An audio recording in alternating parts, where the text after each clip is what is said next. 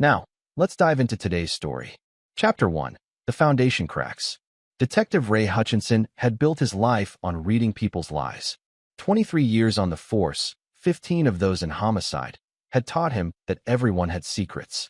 What he hadn't expected was to discover that his own family was no exception. The morning started like any other. Ray kissed his wife Linda goodbye as she prepared their 6-year-old daughter Emma for school.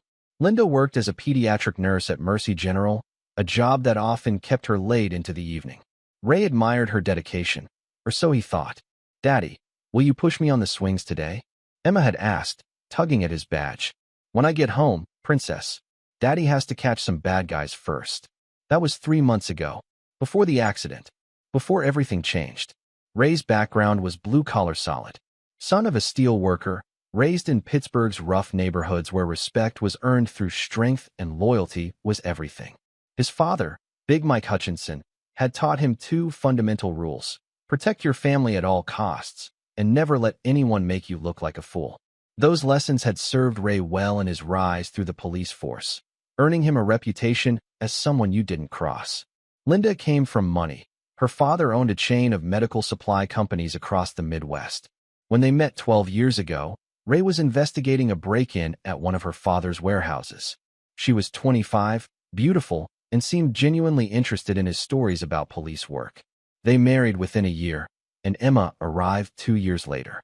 The first crack in Ray's perfect world came not from the playground accident, but from what he discovered afterward. The accident itself was straightforward, a tragic equipment failure. The swing set at Riverside Park had a manufacturing defect in the chain links. Emma had been swinging higher than usual when the chain snapped. The impact killed her instantly. Linda blamed herself. "I should have checked the equipment," she sobbed at the funeral. "I pushed her too hard. I should have known."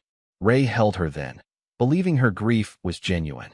The neighborhood became too painful, so they moved across town to a modest house near the lake. Linda threw herself into work, often staying at the hospital until midnight. Ray understood. Grief made people cope in different ways. But Ray was a detective, and detectives notice patterns. Linda's grief seemed performed. She cried at appropriate moments, said the right things, but Ray caught micro-expressions that didn't match her words. 23 years of interrogating suspects had made him an expert at spotting deception. Then there were the phone calls. Late-night conversations in hushed tones. When Ray would enter the room, Linda would quickly end the calls, claiming it was work stuff or grief counseling. The breaking point came on Emma's birthday, what would have been her 7th. Ray suggested they visit her grave together. Linda refused, claiming she wasn't ready. Instead, she left for work early and didn't return until after midnight. Ray followed her. Linda didn't go to the hospital. Instead, she drove to the upscale Marriott downtown and took the elevator to the 8th floor. Ray waited in the parking garage, his service weapon feeling heavier than usual in its holster. She emerged 3 hours later, her hair disheveled, lipstick gone. Through his telephoto lens, Ray captured her straightening her clothes before getting into her car. The next day, Ray ran the hotel's registration records through his police database. Room 847 was registered to Dr. Timothy Volkov, head of pediatric surgery at Mercy General, Linda's direct supervisor. Ray had heard Linda mention Volkov before. Russian immigrant, brilliant surgeon, divorced twice, known for his charm with the nursing staff. What Linda never mentioned was that Volkov had been divorced twice for adultery. Ray's hands shook as he printed Volkov's photograph. The man was everything Ray wasn't: tall, cultured, wealthy. The kind of man who wore $1,000 suits and spoke 3 languages. That evening, Ray confronted Linda directly. "How long?" he asked, placing Volkov's photo on their kitchen table. Linda's face went white. For a moment, her mask slipped, and Ray saw something that chilled him. Not shame or remorse, but annoyance at being caught. "Ray, I can explain." "How long?" His voice was deadly quiet. 6 months, she whispered. Emma had been dead for only 3 months. The timeline hit Ray like a physical blow. Linda had been cheating on him while their daughter was still alive, while Emma was asking her daddy to push her on the swings. Did Emma know? Ray's question came out as a growl. Linda's silence was answer enough. Ray stood slowly, his cop instincts taking over. This wasn't just about adultery anymore. This was about betrayal on a level that cut to his core. "I want you out," he said. "Tonight." "Ray." Please, we can work through this. Get out. The roar came from somewhere primal, somewhere that remembered his father's lessons about respect and loyalty. Linda flinched, perhaps seeing for the first time the man she'd married. Not just a detective, but someone forged in Pittsburgh's steel mills and hardened by decades of dealing with society's worst. She packed a bag and left without another word. Ray sat alone in his kitchen, staring at Volkov's photograph. His daughter was dead. His wife was a stranger. And for the first time in his adult life, Detective Ray Hutchinson felt truly dangerous. The next morning, Ray began planning. Not just divorce proceedings or emotional healing, something far more comprehensive. He'd spent his career putting criminals away within the legal system. But this wasn't about justice anymore. This was personal. Ray opened a new file on his laptop and began typing. At the top of the page, he wrote two names, Linda Hutchinson and Dr. Timothy Volkov. Then he began documenting everything he knew about them, their routines, their weaknesses, their secrets. By the time he finished, Ray had the beginning of something that would make his targets wish they'd never heard of Emma Hutchinson. The foundation of Ray's old life had cracked beyond repair. Now it was time to build something new, something harder, colder, and infinitely more dangerous. Chapter 2. Ghosts and Revelations. Ray returned to Riverside Park for the first time since Emma's funeral on a gray October afternoon. The playground sat empty, yellow caution tape still wrapped around the swing set where his daughter died. The city had promised to replace the equipment, but bureaucracy moved slowly. He sat on a bench 20 yards away, watching the empty swings move slightly in the autumn breeze. The sound of creaking chains carried on the wind, metal grinding against metal in a rhythm that matched his heartbeat. This became his monthly ritual. While Linda thought he was working through his grief, Ray was actually conducting surveillance. The playground offered a perfect vantage point to observe the apartment complex across the street, where Dr. Timothy Volkov maintained a secret residence. Ray had discovered Volkov's second address through property records. The good doctor owned a penthouse downtown where he lived publicly, but he also kept a modest two-bedroom apartment under a shell company for his private consultations. On his third visit to the playground, Ray's surveillance paid off. Through his binoculars, he watched Linda enter Volkov's apartment building. She had a key. Ray was photographing their comings and goings when something impossible happened. "Daddy," the voice came from behind him, soft and familiar. Ray spun around, his heart hammering. The playground was empty. "Mom pushed me too hard." It was her. This time the voice seemed to come from the swing set itself. Ray approached slowly, his rational mind fighting against what he was hearing. The center swing, Emma's favorite, was moving more than the others, creating that distinctive creaking sound. As Ray got closer, he could swear he saw the impression of a small body in the rubber seat. "Emma," he whispered. The swing stopped moving instantly. Ray stood there for 10 minutes, waiting, but heard nothing more. He was a cop. He dealt in evidence and facts. Grief could play tricks on the mind. That's all this was. But as he walked back to his car, Ray couldn't shake the feeling that someone was watching him. The next week brought a breakthrough in Ray's investigation, though not from any supernatural source. His partner at the precinct, Detective Luis Morales, mentioned something troubling during their coffee break. "You know that doctor your wife works for? Volkov." Ray's attention sharpened. "What about him?" "Internal Affairs got a complaint last month. Some nurse claimed he was using his position to coerce sexual favors. Said he threatened her job if she didn't comply." Ray kept his expression neutral. "What happened with the complaint?" "Disappeared. Word is Volkov has connections. His brother-in-law sits on the hospital board." The nurse transferred to another department and went quiet.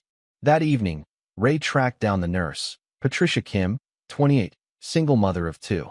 He found her working the night shift at County General across town. Patricia was reluctant to talk at first, but Ray's badge and gentle persistence eventually opened her up. "Dr. Volkov isn't what people think he is," she said during her break. "He's charming in public, but behind closed doors, he's controlling, manipulative. He has this way of making you feel special, then using that against you." "How so?" "He'd arrange private meetings to discuss career advancement. Then he'd make it clear that advancement required cooperation. When I refused, suddenly I was getting written up for minor infractions. My schedule got changed to the worst shifts. He was systematically making my life hell." "Why didn't you pursue the complaint?" Patricia laughed bitterly. "You don't fight the golden boy. Volkov brings in millions in surgical revenue. The hospital protects him. I just want it out. What about other nurses? Did he target anyone else? Patricia hesitated, then nodded. Linda Hutchinson. But with her, it was different. She seemed willing, almost eager. They'd have these long conversations in his office with the door closed. Other nurses started talking. Ray felt something cold settle in his stomach. What kind of talking? That maybe Linda was getting special treatment because she was sleeping with him. Better shifts, recommendations for training programs. Some people thought she was using the relationship to advance her career. Ray thanked Patricia and left, his mind racing. This added a new dimension to Linda's betrayal. It wasn't just about emotional connection or physical attraction. It was transactional. The next day, Ray did something that crossed every ethical line in his career. He used police resources to investigate his wife and her lover. DMV records showed Linda had been making regular trips to Volkov's apartment for 8 months, 2 months before Emma died. Hotel receipts showed they'd been meeting at various locations across the city for even longer. But the most damning evidence came from Linda's phone records. Ray pulled them using his police credentials, claiming they were part of an ongoing investigation. The night Emma died, while Ray was at the morgue identifying his daughter's body, Linda had sent 17 text messages to Volkov. Ray couldn't access the content without a warrant he'd never get, but the timing was damning. His daughter's body was still warm, and Linda was texting her lover. Ray's investigation was interrupted by another visit to the playground. This time, he wasn't alone. You come here often, Detective Hutchinson? Ray spun to find a man in his 50s watching him from the playground entrance. Tall, thin, wearing an expensive coat that didn't match the neighborhood. Do I know you? Ray's hand instinctively moved toward his weapon. Dr. Timothy Volkov. I believe you know my friend. Ray studied Volkov up close for the first time. The man was handsome in a classical way, but there was something cold in his eyes. Calculating. Your friend is my wife, Ray said evenly. Soon-to-be ex-wife, from what I understand. Linda told me you asked her to leave. The casual way Volkov said it, as if discussing the weather, made Ray's blood pressure spike. What do you want, doctor? To make something clear, Linda's divorce proceedings could go smoothly, or they could get complicated. I have considerable influence in this city. Hospital board members, city council connections, even some judges owe me favors. Ray took a step closer. Are you threatening me? I'm offering you a reality check. You're a public servant making $60,000 a year. I'm a surgeon who brings in millions annually. Linda has chosen to upgrade her circumstances. The smart play is to make this easy on everyone. Ray looked around the empty playground, then back at Volkov. You know what I do for a living, doctor? Arrest petty criminals. Investigate domestic disputes. Nothing that concerns me. I investigate murders. I spend my days figuring out how people kill each other and why. I'm very good at understanding what makes people disappear. For the first time, Volkov's confidence wavered slightly. Are you threatening me, detective? Ray smiled, a cold expression that had terrified suspects for 2 decades. I'm offering you a reality check. My daughter died 3 months ago. My wife betrayed me with a man who uses his position to prey on vulnerable women. I've got nothing left to lose, and I'm very good at solving problems. Volkov backed toward his car. I'll be filing a complaint with your department about this conversation.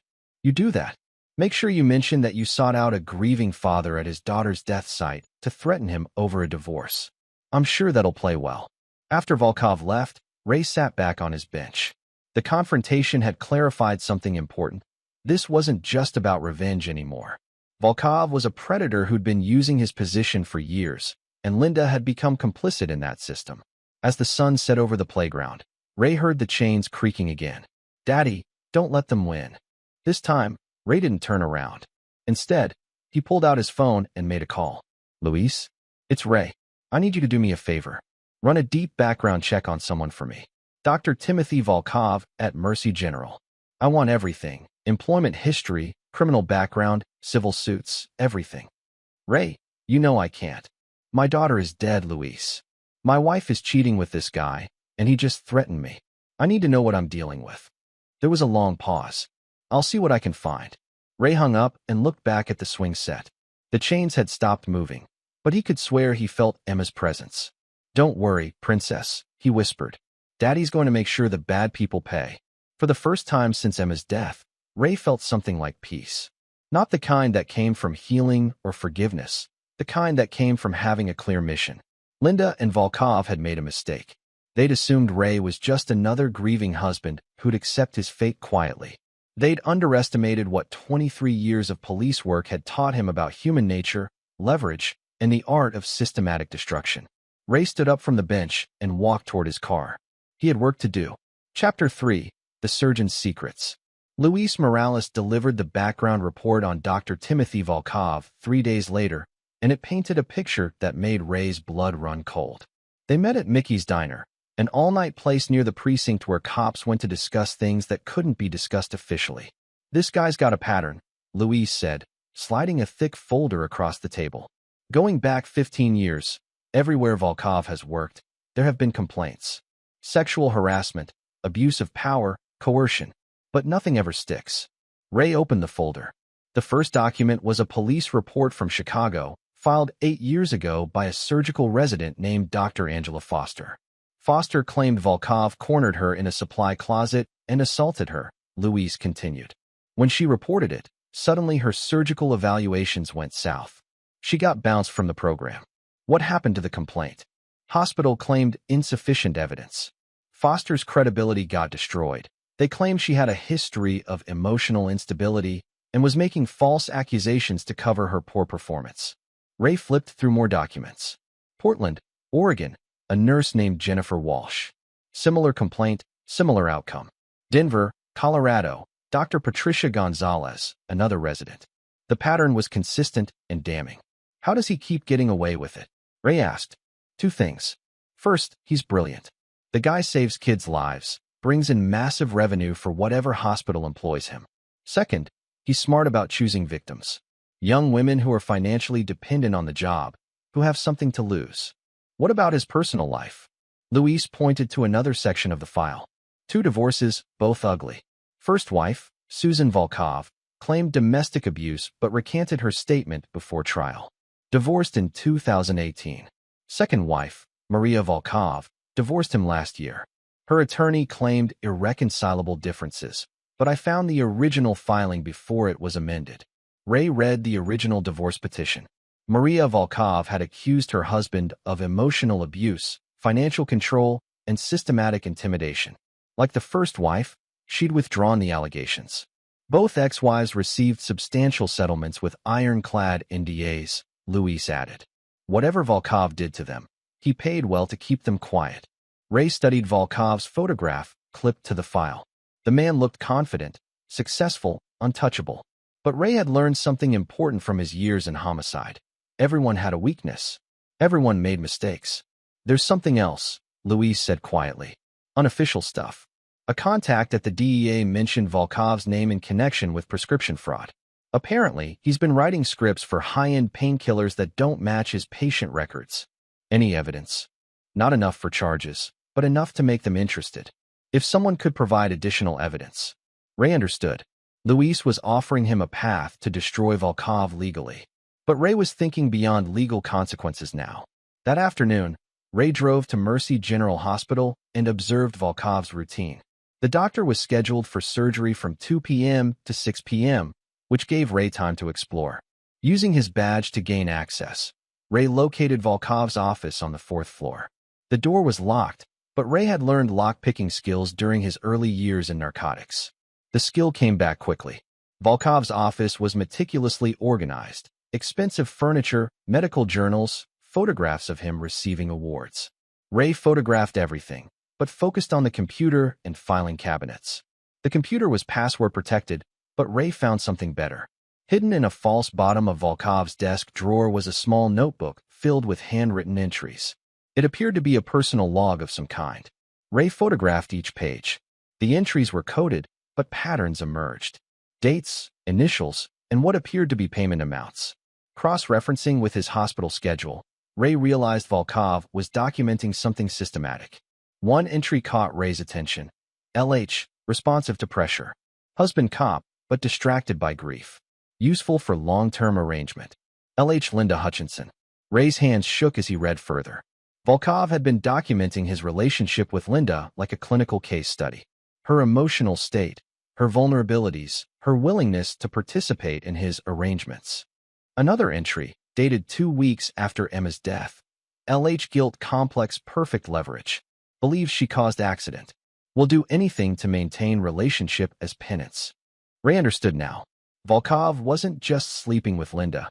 He was psychologically manipulating her, using Emma's death as emotional leverage. The notebook contained similar entries about other women. Patricia Kim was listed as PK, single mother, financial desperation, terminated for noncompliance. Jennifer Walsh from Portland was JW, ambitious but naive, useful until she became demanding. Ray was photographing the last pages when he heard voices in the hallway. He quickly replaced the notebook and slipped out through the office's connecting door to an examination room. Dr. Volkov was returning early from surgery. Ray waited in the examination room, listening to Volkov make phone calls. One conversation was particularly revealing. "No, the detective is becoming a problem," Volkov was saying. "He's been asking questions, making threats. We need to accelerate the timeline." A pause. Then, "Linda's divorce papers are ready. Once they're filed, she'll be financially dependent on me completely. After that, the detective becomes irrelevant." Another pause. "Trust me, I've handled difficult husbands before. Ray Hutchinson is just another grieving widower who'll drink himself into irrelevance once reality sets in." Ray left the hospital with 2 critical pieces of information. First, Volkov had been systematically documenting his psychological manipulation of multiple women. Second, he was actively planning to neutralize Ray as a threat. That evening, Ray made a decision that would have horrified his younger self. He was going to fight fire with fire. Ray drove to Linda's new apartment, a luxury complex downtown that she could never afford on a nurse's salary. Volkov was obviously paying her rent. Linda answered the door in a silk robe that probably cost more than Ray's monthly salary. "Ray, what are you doing here? We need to talk." "I don't think that's a good idea. Tim said you might try to." "Tim?" Ray stepped into the apartment without invitation. "You're calling him Tim now?" The apartment was expensively furnished. Ray recognized Volkov's taste from his office. Everything precise, controlled, designed to impress. "Ray, please leave. I'll call security if I have to." "Go ahead. I'd love to explain to building security why my wife is living in an apartment that costs 3 times her annual salary." Linda's composure cracked slightly. "Tim is helping me through a difficult time. Tim is a predator who's been using his position to coerce women for 15 years. You're just his latest victim." "That's not true. Tim loves me. He's going to marry me after our divorce is final." Ray almost laughed. "Has he shown you his notebook? The one where he documents your guilt complex and how useful it is for manipulation?" Linda's face went white. "You're lying." Ray pulled out his phone and showed her the photographs of Volkov's notebook entries. Linda read them in silence, her expression changing from defiance to confusion to horror. He wrote this about me? About you and at least 6 other women. You're not special, Linda. You're just another entry in his research project." Linda sat down heavily on the expensive couch. "But he said he'd never felt this way before, that we were meant to be together. He also said the same thing to his 2 ex-wives before he paid them off to keep quiet about his abuse." Ray could see Linda's world crumbling. Part of him felt satisfaction. Part of him felt pity. But mostly, he felt cold determination. "Here's what's going to happen," Ray said. "You're going to help me destroy him." "Ray, I can't. Emma is dead because you were too busy screwing your boss to pay attention to playground safety. You owe me this." The accusation hit Linda like a physical blow. Ray had never blamed her directly for Emma's death before, but now the words hung in the air like poison. "That's not fair," Linda whispered. "Fair? You want to talk about fair? Our daughter is dead, and you were texting your lover from the morgue. You want to make this right? Help me make sure Volkov never hurts anyone else." Ray left Linda with copies of the notebook photographs and a choice: cooperate with his plan or face the consequences alone. As he drove home, Ray felt something he hadn't experienced since Emma's death, a sense of purpose. Volkov had made one critical mistake. He'd assumed Ray was just another obstacle to be managed. But Ray wasn't just a grieving husband anymore. He was a man with nothing left to lose and 23 years of experience hunting predators. The hunt had officially begun. Chapter 4: The Web Titans. Ray's phone buzzed at 2:47 a.m. The caller ID showed Linda's number. "He knows you were in his office. she said without preamble. Her voice was shaking. Ray sat up in bed, instantly alert. How? Security cameras in the hallway. He saw you leaving. Ray, he's not the man I thought he was. What happened? He came here tonight. Not the charming Tim from the hospital. Someone else. He was cold, calculating. He knows I saw the notebook photos. Ray could hear Linda crying. Despite everything she'd done, he felt a flicker of protective instinct. Where are you now? Locked in the bathroom. He left, but he said I belonged to him now. That I'd made choices that couldn't be undone. Pack a bag. I'm coming to get you. Ray, I can't ask you to. You're not asking. I'm telling you. Whatever else has happened between us, you don't deserve whatever Volkov has planned. Ray arrived at Linda's apartment building to find her waiting in the lobby with a single suitcase. She looked terrified, makeup smeared, designer clothes wrinkled, hands shaking. He took my keys, she said as Ray led her to his car. He said I wouldn't be needing my own transportation anymore. What else did he say? That he'd invested too much in me to let me walk away. That he had insurance to make sure I stayed cooperative. Ray drove Linda to a safe house he sometimes used for witnesses, a small apartment the department maintained off the books. As they drove, Linda began talking, and what she revealed made Ray's blood boil. The notebook isn't the worst part, she said. He's been recording everything. Our conversations, our intimate moments. He showed me videos tonight, said they were his insurance policy. Against what? Against me leaving. Against me talking. He said if I ever tried to expose him, the videos would be sent to the hospital board, to Emma's school, to your precinct. He'd destroy my reputation and make sure everyone knew what kind of mother Emma had. Ray pulled over and turned to face Linda. Emma's school? Why would he? Linda started crying again. Because Emma saw us once. At the hospital. She came with me to pick up my paycheck, and she saw Tim kissing me in his office. She asked me why Mommy was kissing the doctor when she was married to Daddy. The revelation hit Ray like a sledgehammer. His daughter had known about the affair, had died knowing her mother was betraying her father. What did you tell her? I told her it was our secret, that it would hurt Daddy if he found out, so she couldn't tell anyone. Ray gripped the steering wheel so hard his knuckles went white. Emma had carried that burden to her grave. His innocent daughter had died protecting her mother's lies. Ray, please say something. When Ray finally spoke, his voice was deadly quiet. You made our daughter complicit in your betrayal. I know it was wrong. I was confused. I thought I loved him. Stop talking. Ray started the car and drove the rest of the way in silence. At the safe house, Ray helped Linda get settled, then made a series of phone calls. First to Luis, asking him to expedite the DEA investigation into Volkov's prescription practices. Second to Patricia Kim, the nurse who'd transferred to County General. I need to ask you something, Ray told Patricia when she answered. Did Volkov ever record your interactions with him? There was a long pause. How did you know? He's escalating. My wife, my soon-to-be ex-wife, is his latest victim. He showed me videos during our last meeting. Said he had hours of footage from his office, from hotel rooms. That's when I knew I had to get out. No one would believe me over him, especially not with that kind of leverage. Ray thanked Patricia and hung up. Then he made one more call, to a contact he hadn't spoken to in 5 years. Bobby Chin ran a private investigation firm that specialized in corporate espionage and digital security. Bobby operated in gray areas that police couldn't touch. Ray Hutchinson, Bobby said when he answered. Thought you'd gone completely legitimate. I need a favor, Bobby. Big one. What kind of favor? The kind that requires discretion and selective blindness about methods. They met the next morning at a coffee shop downtown.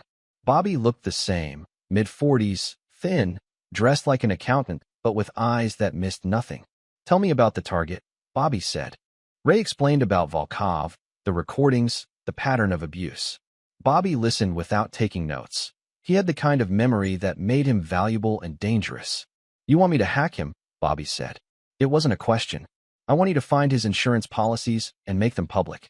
This guy has been destroying women's lives for 15 years. It's time someone returned the favor. What's your budget? Whatever it takes. Bobby smiled. I like your wife's situation has motivated you to explore alternative justice. My wife is part of the problem, but she's also the key to solving it. How so?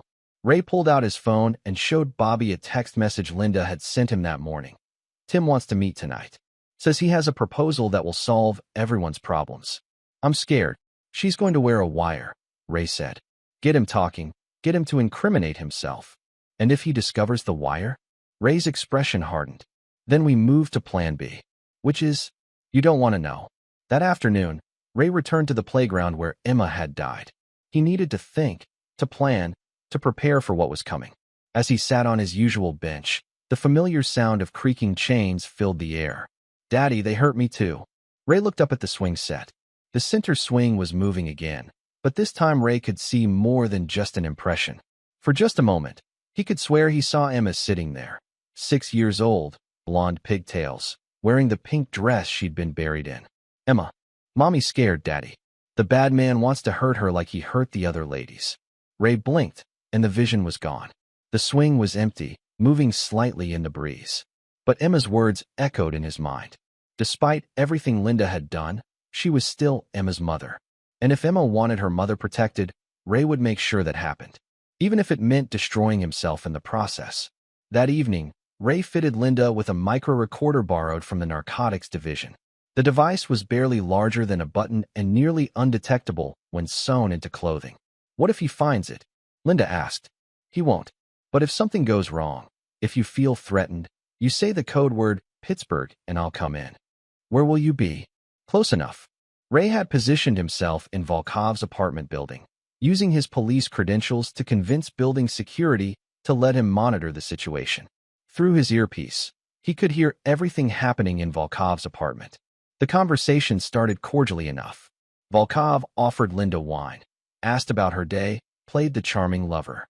But gradually, his tone changed. You've been talking to your husband, Volkov said. I'm disappointed, Linda. I haven't told him anything important, Linda replied. Her voice was steady, but Ray could hear the fear underneath. You showed him my private notes. That was a violation of trust. Tim, those notes, they made me sound like a case study. Because that's what you are. What you all are. Do you think this is about love, Linda? About romance. This is about power, control, getting what I want when I want it. Ray gritted his teeth, listening to Volkov's mask slip completely. You belong to me now, Volkov continued. Your divorce will be finalized next week. Your husband will pay alimony, but not enough to maintain your current lifestyle. You'll be dependent on me for everything. Housing, clothes, spending money. In exchange, you'll be available whenever I need you. What if I refuse? Volkov laughed. Then everyone sees the videos. Your husband's colleagues, Emma's teachers, your parents. Everyone will know what kind of woman you really are. Ray heard Linda start to cry. But it's not just about embarrassment, Volkov said. I have friends in family court. If Ray ever tries to remarry, if he ever has more children, I can make sure everyone knows his first wife was an unfaithful whore who contributed to her daughter's death through neglect. Ray's hands clenched into fists. Volkov was threatening not just Linda, but Ray's entire future. You see, Linda, I don't just collect women. I collect leverage. Your husband thinks he's hunting me, but he's already lost. He just doesn't know it yet. Through his earpiece, Ray heard Linda whisper something that chilled him. Pittsburgh. Ray was moving before she finished the word. He took the stairs 3 at a time, his service weapon drawn. Using his master key from building security, Ray entered Volkov's apartment to find Linda backed against a wall, Volkov standing over her with something in his hand. Step away from her, Ray commanded. Volkov turned, smiling. Detective Hutchinson. Right on schedule. I said step away. Or what? You'll shoot me? In my own apartment? While I'm having a civilized conversation with my girlfriend. Ray noticed the syringe in Volkov's hand. What's in the needle, doctor? Just a mild sedative. Linda was becoming hysterical. I was trying to help her calm down. Ray knew better. Volkov had been planning to drug Linda, probably to assault her while she was unconscious. The recording would have shown her entering willingly, but not what happened after. Drop the syringe. I don't think so. Volkov's smile widened. You see, detective, you're not the only one who's been planning. While you were playing amateur detective, I was arranging for your professional destruction. Volkov gestured toward his laptop, which was open on the kitchen counter. Right now, Internal Affairs is receiving an anonymous tip about a rogue detective who's been using police resources to stalk and harass a respected surgeon, complete with doctored evidence of you breaking into my office, threatening me at the playground. and using your badge to intimidate witnesses. Ray felt cold dread settle in his stomach, but kept his weapon trained on Volkov. The best part, Volkov continued, is that your own partner provided some of the evidence. Luis Morales has been very helpful, though he doesn't know it. Those background checks he ran for you, all documented. Your use of police databases to investigate my personal life, all logged. Ray's mind raced. Volkov was right. Ray had crossed numerous ethical and legal lines in his investigation. If presented correctly, his actions could be painted as stalking and harassment. By tomorrow morning, you'll be suspended pending investigation, Volkov said. By next week, you'll be facing criminal charges for abuse of power. Your pension, your reputation, your future, all gone. You're forgetting something, Doctor, Ray said quietly. We recorded this entire conversation, including your admission that you've been systematically abusing women for years. Volkov's smile faltered for just a moment. Recorded without my consent, in my private residence. Inadmissible in court, and it'll only reinforce the narrative that you're a rogue cop who's lost his mind with grief. Ray realized Volkov was right again. The recording wouldn't hold up legally, especially given the circumstances under which it was obtained. But Ray wasn't thinking about legal proceedings anymore. Linda, go wait in the hallway, Ray said, not taking his eyes off Volkov. Ray, don't do anything stupid, Linda whispered. Go. Now. Linda hesitated, then slipped out of the apartment. Ray heard the door click shut behind her. So what now, detective? Volkov asked. Are you going to shoot me? Because that would solve all my problems. A grieving widower snaps and murders his wife's lover. The media will eat it up. Ray looked around the apartment, at the expensive furniture, the medical diplomas on the walls, the photographs of Volkov receiving awards and accolades. This man had built an entire life on the systematic destruction of vulnerable women, and the system had protected him every step of the way. You know what the difference is between you and me, Doctor? Ray asked. Aside from about $2 million in annual income, you think you're untouchable. But I've spent 23 years learning that everyone breaks eventually. Ray holstered his weapon. Volkov looked confused. What are you doing? Walking away. For now. That's it. That's your big confrontation? I expected more from Pittsburgh Steel. Ray paused at the door. You made one mistake tonight, Doctor. You threatened my future, my ability to have a family again, to rebuild my life. That crosses a line you can't uncross. Are you threatening me? I'm making you a promise. You destroyed my daughter's innocence. You corrupted my wife. You've hurt women for 15 years and gotten away with it. But your luck just ran out. Ray opened the door. Enjoy your apartment, Doctor. And your freedom. Both are temporary. As Ray left the building with Linda, she was crying again. I'm sorry, she kept saying. I'm so sorry about everything. Ray didn't respond. His mind was already moving to the next phase of his plan. Volkov had played his cards well, but he'd also revealed critical information. Ray now knew the scope of Volkov's counterattack, which meant he could prepare for it.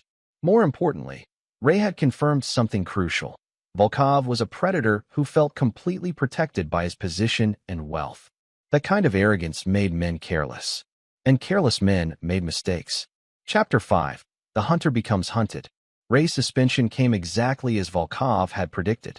Internal Affairs served him with papers at 6 a.m. the next morning, citing abuse of police resources, stalking, and conduct unbecoming an officer. He was ordered to surrender his badge and service weapon pending a full investigation. Captain Morrison, Ray's commanding officer for 8 years, delivered the news personally. Ray, what the hell were you thinking? Morrison asked as Ray cleaned out his desk. I was thinking that sometimes the system fails, and good cops have to step outside the lines. Good cops don't break into doctors' offices and threaten civilians. Ray looked up from his box of personal belongings. Did they tell you what that doctor has been doing to women for 15 years? They told me you've been obsessed with your wife's affair to the point of criminal behavior. Ray, I've known you since you were a rookie. This isn't you. Maybe it is me. Maybe I just never had a reason to show it before. Ray left the precinct knowing he'd probably never return as a cop. But he'd learned something valuable from his suspension hearing. Volkov's complaint had been filed by a high-powered attorney named Richard Brennan, who specialized in protecting wealthy clients from frivolous accusations. Ray spent the afternoon researching Brennan's client list. The attorney had represented 3 pharmaceutical executives, 2 hospital administrators, and a judge who'd been accused of taking bribes. All of his clients had one thing in common. They'd faced serious accusations and emerged with their reputations intact. That evening, Ray met Bobby Chun at a different location, a warehouse in the industrial district where Bobby ran his legitimate security consulting business. "Your doctor friend has been busy," Bobby said, pulling up files on his computer.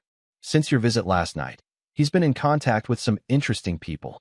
Bobby showed Ray phone records and email logs. "He's hired round-the-clock security, changed all his passwords, and moved his most sensitive files to an offshore server. He's also been in contact with 3 other men who have similar profiles." "What kind of profiles?" "Wealthy, powerful, untouchable, and all with histories of accusations they've managed to suppress." "I think your doctor is part of something bigger." Ray studied the information. The 3 men Volkov had contacted were Judge Harold Winters, City Councilman Philip Brennan, Richard Brennan's brother, and Hospital Board Chairman Dr. Marcus Webb. "They're covering for each other," Ray realized. "A network of mutual protection." "That's my assessment. They share resources, attorneys, even fixers when problems arise." "Your doctor isn't just another predator. He's part of an organized system." This changed everything. Ray wasn't just fighting one man anymore. He was up against an entire network of corrupt officials. "There's something else," Bobby said. "I found Volkov's video collection." Bobby pulled up an encrypted drive with dozens of folders, each labeled with initials and dates. Ray recognized several sets of initials from Volkov's notebook. "He's been recording everything for years," Bobby continued. "Not just the women he's abused, but conversations with his protection network. Insurance against insurance." Ray studied the files. "Can you access them?" "Some of them." "But Ray, what I found, it's worse than we thought." Bobby opened one of the files. The video showed Volkov in his office with a young woman Ray didn't recognize. The woman was clearly distressed, and Volkov was calmly explaining that her surgical residency would be terminated unless she reconsidered her position on their relationship. "This is Dr. Sarah Kim," Bobby said. "Patricia Kim's younger sister. She was a surgical resident at Mercy General 2 years ago." Ray watched in disgust as Volkov systematically destroyed the young woman's career prospects while offering her a way out through sexual compliance. "What happened to her?" "She left the program. Moved back to California. Never finished her residency." Bobby showed Ray more files. Dozens of women, all young, all vulnerable, all systematically manipulated and abused by Volkov and his network. "This isn't just about power," Ray said. "This is organized predation. And they've been getting away with it for years because they protect each other." Judge Winters dismisses complaints. Councilman Brennan uses his influence to suppress investigations. Dr. Webb controls hospital disciplinary actions, and Volkov provides leverage through his recordings. Ray felt something cold and deadly settle in his chest. This wasn't just about Linda anymore, or even about Emma. This was about a system of abuse that had destroyed dozens of lives. "I want all of it," Ray said. "Every file, every recording, every piece of evidence." "Ray, some of this stuff, if it gets out the wrong way, it could destroy innocent people. The victims didn't consent to being recorded. Then we make sure it gets out the right way." Ray's phone buzzed with a text message from Linda. "Tim knows I was wearing a wire. He's coming to the safe house. Please help me." Ray cursed and grabbed his backup weapon from Bobby's gun safe. "I have to go. Can you handle the tech side?" "Already on it." "But Ray, be careful. If Volkov's network thinks you're a real threat, they'll escalate beyond legal harassment." Ray was already heading for the door. "Let them escalate. I'm done playing defense." Ray arrived at the safe house to find Linda's car gone and the front door standing open.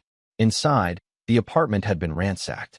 Furniture was overturned, drawers had been pulled out, and Linda's suitcase was missing. Ray found a note on the kitchen counter, written in precise handwriting. "Detective Hutchinson, your wife is safe and comfortable. If you want her to remain that way, you'll cease your harassment of Dr. Volkov immediately. Further interference will result in consequences you cannot imagine. A friend." Ray called Linda's cell phone. It went straight to voicemail. He was studying the note when his own phone rang. Unknown number. "Detective Hutchinson?" The voice was cultured, authoritative. "This is Judge Harold Winters. I believe we need to have a conversation. Where is my wife? Mrs. Hutchinson is perfectly safe. However, Her continued safety depends on your willingness to be reasonable. What do you want? I want you to stop this crusade against Dr. Volkov. The man is a respected surgeon who's being harassed by a grieving widower who's lost perspective. Ray felt his control slipping. He's a predator who's been abusing women for years. He's a man who's been falsely accused by unstable individuals seeking attention or financial gain. I've seen the evidence, Detective. Dr. Volkov is the victim here. Then why did you kidnap my wife? Mrs. Hutchinson came to us voluntarily, seeking protection from your increasingly erratic behavior. She's concerned for her safety. Ray knew it was a lie, but he also knew he was trapped. Without police resources, without backup, without legal standing, he was fighting a war he couldn't win through conventional means. What do you want from me? Publicly apologize to Dr. Volkov. Admit that your grief led you to make false accusations. Sign a statement acknowledging that your investigation was motivated by personal vendetta rather than legitimate concerns. And if I refuse, then Mrs. Hutchinson's safety becomes uncertain, and your own legal troubles will multiply exponentially. We have evidence of your breaking and entering, your abuse of police databases, your threats against Dr. Volkov. You could face federal charges for civil rights violations. Ray realized he was checkmated. Volkov's network had Linda, they had evidence against him, and they had the legal and political connections to destroy him completely. But Ray had learned something important from 23 years of police work. Sometimes you had to lose a battle to win a war. I need time to think, Ray said. You have until tomorrow at noon. After that, our patience expires. The line went dead. Ray sat in the ransacked safe house, surrounded by evidence of his failure to protect the people he cared about. First Emma, now Linda. Despite everything Linda had done, she was still his responsibility. But as Ray looked around the destroyed apartment, he noticed something Judge Winters and his network had missed. Linda's phone charger was still plugged into the wall outlet, and her backup phone, an old device she kept for emergencies, was tucked behind the microwave. Ray powered on the phone and found a text message Linda had sent to herself just before she disappeared. Warehouse District. Web Industries Building. 3rd floor. They think I came willingly, but I didn't. Ray, I'm sorry for everything. Make them pay. Ray smiled grimly. Linda might have betrayed their marriage, but she was still a survivor. And she'd just given him exactly what he needed to turn the tables. Chapter 6. The Network Exposed. Ray studied the Web Industries building from across the street. It was a converted warehouse in the industrial district, the kind of place where screams wouldn't be heard and bodies could disappear without questions. Dr. Marcus Webb, the hospital board chairman, apparently used it for more than legitimate business. Through his binoculars, Ray counted at least 4 security guards patrolling the perimeter. Professional muscle, not hospital security. This was serious operation. Ray's phone buzzed with a message from Bobby Chun. Package delivered. Check your email. Ray opened Bobby's encrypted message on his phone. Inside were video files, audio recordings, and documented evidence of the network's activities going back 5 years. Bobby had broken Volkov's security and downloaded everything. But more importantly, Bobby had also hacked the building's security system. Ray now had access to internal cameras, electronic locks, and the building's fire suppression system. Time to end this, Ray muttered. Ray circled the building, identifying entry points and escape routes. The network might have Linda, but they'd made a critical error. They'd brought her to their central operations hub, where all their secrets were stored. At 11:30 p.m., 30 minutes before Judge Winters' deadline, Ray put his plan into motion. First, he triggered the building's fire alarm system. Emergency lights began flashing, and a computerized voice announced an evacuation. Ray watched through the security cameras as guards scrambled to respond to what they assumed was a false alarm. While they were distracted, Ray entered through a service entrance Bobby had unlocked remotely. The building's layout matched the blueprints Bobby had provided. Offices on the 1st floor, meeting rooms on the 2nd, and private suites on the 3rd. Ray took the stairs, moving quietly toward the 3rd floor. Through his earpiece, Bobby provided real-time updates on guard positions. 2 guards heading to the 1st floor to check the alarm, Bobby whispered. 1 guard remaining on 3rd floor, southeast corner. Ray found the remaining guard and dealt with him efficiently. A sleeper hold that left the man unconscious but alive. Ray wasn't a killer, despite what his enemies might deserve. The 3rd floor was divided into several luxury suites, each equipped with hidden cameras and recording equipment. This wasn't just a meeting place. It was a sophisticated blackmail operation. Ray found Linda in the largest suite, tied to a chair but otherwise unharmed. She looked up when he entered, relief flooding her face. "Ray? Thank God. I thought. Are you hurt?" Ray cut her bonds with his tactical knife. "No. But Ray, this is bigger than we thought. They've been recording everything here for years. Judges, politicians, business leaders. They have blackmail material on half the city." Ray helped Linda to her feet. "We know. We're going to expose all of it. We need to get out of here. They're planning something terrible for tomorrow." "What kind of something?" "They're going to make it look like you kidnapped me. Then they're going to kill us both and claim it was a murder-suicide." A grieving widower who finally snapped. Ray felt cold fury wash over him. These men weren't just predators. They were planning to murder him and Linda to protect their network. "Change of plans," Ray said. "We're not running anymore." Ray led Linda to the building's central security office, where banks of monitors showed feeds from dozens of hidden cameras throughout the city. The network's surveillance operation was massive. They had compromising material on hundreds of people. "Bobby, are you getting this?"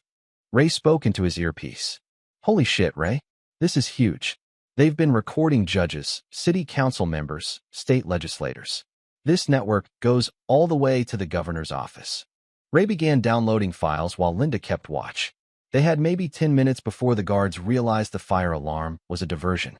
"Ray," Linda said suddenly. "Someone's coming." Ray looked at the monitor showing the third-floor hallway. Dr. Volkov was stepping out of the elevator, flanked by two men Ray didn't recognize. Professional killers, by the look of them.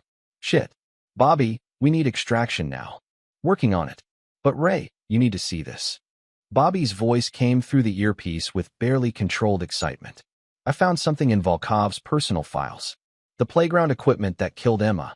It wasn't a manufacturing defect." Ray's blood went cold. "What?" "Volkov had the equipment sabotaged. He paid a maintenance worker to weaken the chain links. He wanted to traumatize Linda, make her more emotionally dependent on him." Ray stared at the computer screen, unable to process what he was hearing. "You're saying he murdered my daughter?" The maintenance worker kept receipts, photos, everything. Volkov paid him $5,000 to create a tragic accident that would give him complete psychological control over Linda. Ray felt something inside him break. Not grief this time, but pure, crystalline rage. Volkov hadn't just been manipulating Linda. He'd murdered Emma to do it. Linda was crying behind him. "Ray, I didn't know. I swear I didn't know." Ray turned to look at her. For the first time since Emma's death, he saw his wife clearly, not as a betrayer, but as another victim of Volkov's systematic manipulation. "I know," he said quietly. "He played us both." Ray's earpiece crackled with Bobby's voice. "Ray, they're moving up the stairs. You've got maybe 2 minutes." Ray looked around the security office, then at the monitors showing the network's vast surveillance operation. These men had destroyed countless lives, murdered his daughter, and were planning to kill him and Linda. "Bobby, can you trigger the building's sprinkler system?" "Yeah, but that'll destroy the computer equipment. We'll lose the evidence." "Do it anyway. But first, upload everything to every news outlet in the city. Local TV, newspapers, the FBI's public corruption unit. Dump all of it. Ray, that's going to destroy a lot of innocent people along with the guilty ones." Ray looked at Linda, then at the monitors showing years of systematic abuse and corruption. Some things are worth the collateral damage. Bobby began the upload while Ray prepared for what was coming. He had his backup weapon, 15 rounds of ammunition, and the tactical advantages of knowing the building's layout. More importantly, he had nothing left to lose. The sprinkler system activated just as Volkov and his men reached the 3rd floor. Water began cascading from the ceiling, destroying equipment and creating chaos. Through the security monitors, Ray watched Volkov's face contort with rage as he realized his entire operation was being exposed in real time. "Hutchinson," Volkov's voice echoed through the building. "You've destroyed everything." Ray picked up the security office microphone, broadcasting his voice throughout the building. "That was the point, Doctor. You killed my daughter to manipulate my wife. You've destroyed dozens of women's lives. You and your network have corrupted an entire city. But it ends tonight." Ray could see Volkov on the monitors, directing his men to search every room. "You can't win this, Detective," Volkov shouted back. "Even without the evidence, We have the connections to bury you and your wife. No one will believe your word against ours. They don't have to believe me, Ray replied. They just have to watch the videos. Ray switched the building's public address system to broadcast live feeds from Bobby's data dump. Throughout the building, monitors began showing Volkov's recordings of his victims, Judge Winters taking bribes, Councilman Brennan arranging cover-ups. Ray watched Volkov's face on the security monitor as the man realized his entire world was collapsing in real time. You want to know the difference between you and me, Doctor? Ray said into the microphone. You thought you were untouchable. But I learned something from 23 years as a cop. Everyone pays eventually. Ray grabbed Linda's hand. Time to go. They moved through the flooding building as Volkov's men searched frantically. But Ray had one more surprise waiting. In the basement, Ray had planted an explosive device, not enough to bring down the building, but enough to destroy any remaining evidence Volkov might try to salvage. As Ray and Linda escaped through the service entrance, the explosion lit up the night sky behind them. By morning, every news outlet in the city was broadcasting the network's crimes. The FBI had opened a federal investigation. Judge Winters had been arrested. Councilman Brennan was in custody. And Dr. Timothy Volkov was nowhere to be found. Chapter 7. The Reckoning. Ray and Linda watched the news coverage from a motel room across town. Every major network was running the story. Corruption network exposed. City officials arrested in sex scandal. Doctor vanishes amid abuse allegations. The evidence Bobby had released was devastating. Years of systematic abuse, corruption, and blackmail were laid bare for the world to see. Ray felt a grim satisfaction watching powerful men led away in handcuffs. But his primary emotion was emptiness. Emma was still dead. Linda had still betrayed him. And somewhere, Volkov was still free. The FBI wants to interview us, Linda said, hanging up her phone. Good. Let them have everything we know. Linda sat on the bed beside Ray. For the first time in months, they were truly talking. Not fighting, not manipulating, just two broken people trying to make sense of what had happened to their lives. Ray, about Emma. I need you to know I never intended for any of this to happen. Ray nodded. I know. Volkov played us both. He saw our weaknesses and exploited them. What happens now? Between us. Ray was quiet for a long moment. I don't know. Too much has happened. Too much damage. I understand. But Ray, I want to help you find him. Volkov. He needs to pay for what he did to Emma. Ray looked at his wife, really looked at her, for the first time since the affair was revealed. She was still beautiful, but there was something broken in her eyes now. Volkov had damaged her as much as he'd damaged Ray. We'll find him, Ray said quietly. But after that, we're done. The marriage is over. Linda nodded, tears streaming down her face. I know. I'm sorry for everything. The FBI interview took place that afternoon. Agent Sarah Mitchell was a veteran investigator specializing in public corruption. She was thorough, professional, and clearly impressed by the scope of evidence Ray and Bobby had uncovered. This is the largest corruption case we've seen in years, Mitchell told Ray. Judge Winters was taking bribes. Councilman Brennan was fixing investigations. Dr. Webb was facilitating abuse at the hospital. The whole network is crumbling. What about Volkov? He's in the wind. We've frozen his assets, but he had offshore accounts and multiple passports. He could be anywhere. Ray felt frustration building. After everything they'd exposed, Volkov might still escape justice. However, Mitchell continued, we did find something interesting in his apartment. She showed Ray a photograph of a leather-bound journal, different from the notebook Ray had found in Volkov's office. This appears to be a personal diary going back 10 years. It documents not just his abuse of women, but his escalating need for control and dominance. The entry about your daughter is particularly disturbing. Mitchell opened the journal to a marked page. Ray read Volkov's handwriting. LH becoming too independent. Need major traumatic event to regain control. Playground equipment provides perfect opportunity. Maintenance worker M. Rodriguez amenable to financial incentive. Tragic accident will bond LH to me permanently through shared grief and guilt. Ray's hands shook as he read the clinical description of his daughter's murder. Rodriguez has been arrested, Mitchell said. He's cooperating fully in exchange for a plea deal. We have documentation of Volkov's payment, photographs of the sabotaged equipment, even text messages between them. Is it enough to convict him? If we find him, yes. But Ray, I need to ask you something. We know Volkov escaped during the warehouse explosion. Do you have any idea where he might go? Ray had been thinking about that question for hours. Volkov was intelligent, resourceful, and had been planning escape routes for years. But he was also narcissistic and compulsive. He won't go far, Ray said finally. His entire identity is built around being the brilliant surgeon, the charming manipulator.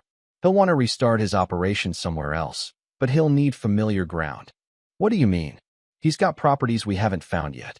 Safe houses, backup identities. But more than that, he's got victims who are still under his control. Women who are too frightened or traumatized to come forward. Ray thought about Patricia Kim's sister, Sarah, who had left medical school and moved to California. About the dozens of other women in Volkov's files. He'll try to contact them, Ray continued. He'll want to make sure they stay quiet, especially now that his network is exposed. He can't resist trying to maintain control. Mitchell nodded. We're monitoring communications to all known victims. If Volkov tries to contact any of them, we'll be ready. But Ray wasn't willing to wait for Volkov to make a mistake. That night, he called Bobby Chun. I need one more favor, Ray said. Ray, you've already burned down half the city's power structure. What more could you possibly want? I want to find Volkov before the FBI does. Why? Ray thought about Emma swinging at the playground, laughing and asking her daddy to push her higher. He thought about the chain snapping, about his daughter's final moments of terror and confusion. Because the legal system will give him life in prison. I want to give him something else. Bobby was quiet for a moment. Ray, I've helped you expose corruption and bring down criminals. But I won't be part of murder. I'm not talking about murder. I'm talking about justice. What's the difference? Ray didn't answer directly. Can you track him or not? Maybe. But Ray, if you're planning what I think you're planning, you need to consider the consequences. You've already lost your career, your marriage. Don't lose your soul too. My soul was forfeit the moment that bastard murdered my daughter. Bobby sighed. I'll see what I can find. 2 days later, Bobby called with information. He's in Miami. Using the identity Dr. Thomas Volker, close enough to his real name that he won't slip up, different enough to avoid immediate detection. Where exactly? Private medical clinic in Coral Gables. Upscale clientele, minimal oversight. He's positioning himself as a pediatric consultant specializing in difficult cases. Ray felt sick. Even in hiding, Volkov was finding ways to access vulnerable children and their families. Bobby, I need you to do something else. Contact Dr. Sarah Kim in California. Tell her we found her sister's abuser and we need her help. Ray, tell her we need someone to get close to him. Someone he won't suspect. That evening, Ray received a call from an unknown number. Detective Hutchinson? This is Dr. Sarah Kim. I understand you're looking for the man who destroyed my sister's career. Dr. Kim, I know this is difficult, but I want to help. Patricia told me what you did to expose the network. My sister hasn't been the same since her experience with Volkov. She suffers from anxiety, depression, PTSD. She was going to be a surgeon, detective. She was going to save lives. Dr. Kim, what I'm planning, it's not exactly legal. Neither was what he did to my sister. Neither was murdering your daughter. Sometimes the law isn't enough. Ray smiled grimly. Then let's discuss what justice looks like. The plan they developed was simple but effective. Dr. Sarah Kim would approach Volkov's clinic as a potential colleague, someone looking for a position in pediatric consultation. Her credentials were impeccable, her story believable. More importantly, she looked enough like her sister that Volkov's compulsions would override his caution. Ray flew to Miami the next day, using a fake identity Bobby had provided. He checked into a hotel near Volkov's clinic and began surveillance. After 3 days of watching, Ray had mapped Volkov's new routine. The man was already establishing patterns: expensive restaurants, exclusive clubs, a luxury apartment in South Beach. But more disturbing, Ray observed Volkov meeting with several young women who appeared to be medical students or residents. The predator was already rebuilding his operation. On the 4th day, Dr. Sarah Kim arrived in Miami. Chapter 8. The Trap Closes. Dr. Sarah Kim was everything Volkov couldn't resist: brilliant, beautiful, and vulnerable. She presented herself as a pediatric resident looking for specialized training, having heard about his innovative approaches to child psychology through medical journals. Ray watched through a telescopic lens as Sarah entered Volkov's clinic for her interview. She wore a wire provided by Bobby Chun, allowing Ray to monitor the conversation from his surveillance position across the street. Dr. Kim. Volkov's voice came through Ray's earpiece, smooth and confident. Your credentials are impressive. Johns Hopkins, pediatric residency at Children's Hospital of Philadelphia. What brings you to my humble practice? I'm looking for specialized training in pediatric trauma cases, Sarah replied. I understand you have unique insights into helping children process difficult experiences. Ray gritted his teeth. Even in his new identity, Volkov couldn't resist the irony of positioning himself as someone who helped traumatize children. Indeed I do. But my methods are unconventional. Not everyone is suited for this type of work. I'm very dedicated to learning, Dr. Volker. I'm willing to do whatever it takes. The conversation continued for 20 minutes, with Volkov clearly becoming more interested. Sarah played her role perfectly. Eager, slightly naive, but qualified enough to be useful. I'd like to offer you a position, Volkov said finally. But I should warn you, the work can be intense.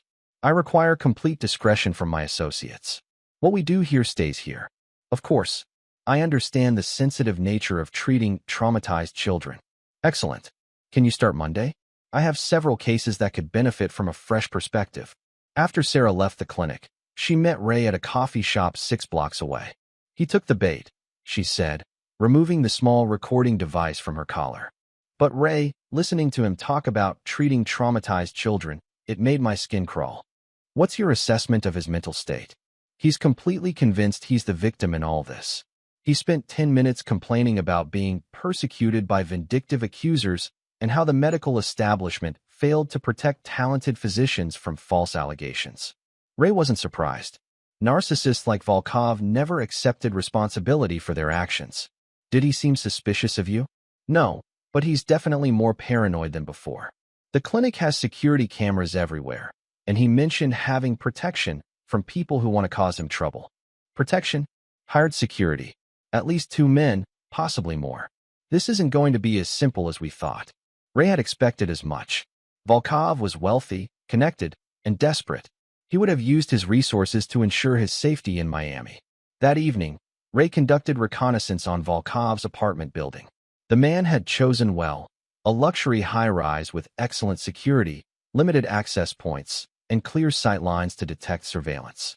But Ray had advantages Volkov didn't know about.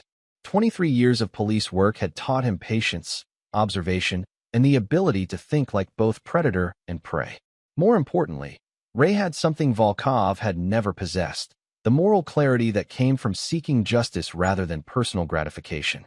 Ray's phone buzzed with a text from Sarah Kim. He wants to meet tomorrow night. Private dinner to discuss my future with the practice. It's starting. Ray typed back. Are you sure you want to go through with this? Once we start, there's no going back. My sister deserves justice. Your daughter deserves justice. All his victims deserve justice. I'm sure. The next evening, Ray positioned himself across the street from the restaurant where Sarah was meeting Volkov. Through his telephoto lens, he could see them at a corner table, Volkov clearly turning on his charm. Ray's earpiece crackled with their conversation. You remind me of someone, Volkov was saying. Another brilliant young doctor I once mentored. She had great potential, but unfortunately couldn't handle the pressures of advanced medical practice. What happened to her? She had to leave the program. Some people simply aren't strong enough for this level of medicine. It requires complete dedication, absolute trust in your supervisor's guidance. Ray could hear the predatory undertones even in Volkov's civilized conversation. The man was already beginning his psychological manipulation. I understand, Sarah replied. I'm prepared to be completely dedicated. I hope so, because my methods of instruction can be intensive. Some might even call them unconventional. Ray watched Volkov lean closer to Sarah, his body language becoming more aggressive. Dr. Volker, could I ask you something personal? Of course. The news reports from the Midwest about corruption in hospitals, doctors abusing their positions, that must have been disturbing for you to watch. Ray held his breath. This was dangerous territory. Volkov's expression darkened. Those reports were grossly exaggerated. A vindictive detective destroyed several good men's careers because he couldn't accept that his wife preferred a more sophisticated companion. Really? The evidence seemed quite comprehensive. Evidence can be manufactured, Dr. Kim, especially when desperate people are willing to lie for attention or money. The real tragedy is how easily the media believed such obvious fabrications. Ray could see Volkov's mask slipping, his narcissistic rage showing through the charming facade. But surely some of the allegations must have been true. Volkov's hand moved to cover Sarah's on the table. "My dear, you seem very interested in these unpleasant topics. Perhaps we should discuss more personal matters." Ray's jaw clenched as he watched Volkov begin his standard predatory approach. But Sarah handled it perfectly. "I apologize, Dr. Volker. I was just curious because I've heard such wonderful things about your work with trauma patients. It must be rewarding to help people overcome difficult experiences." "It is indeed, though some patients require more intensive therapy than others." The dinner continued for another hour, with Volkov becoming increasingly inappropriate. Ray documented everything through photographs and audio recordings. By the end of the evening, they had enough evidence to prove Volkov was already returning to his predatory patterns. But evidence wasn't what Ray wanted anymore. The next morning, Ray received a call that changed everything.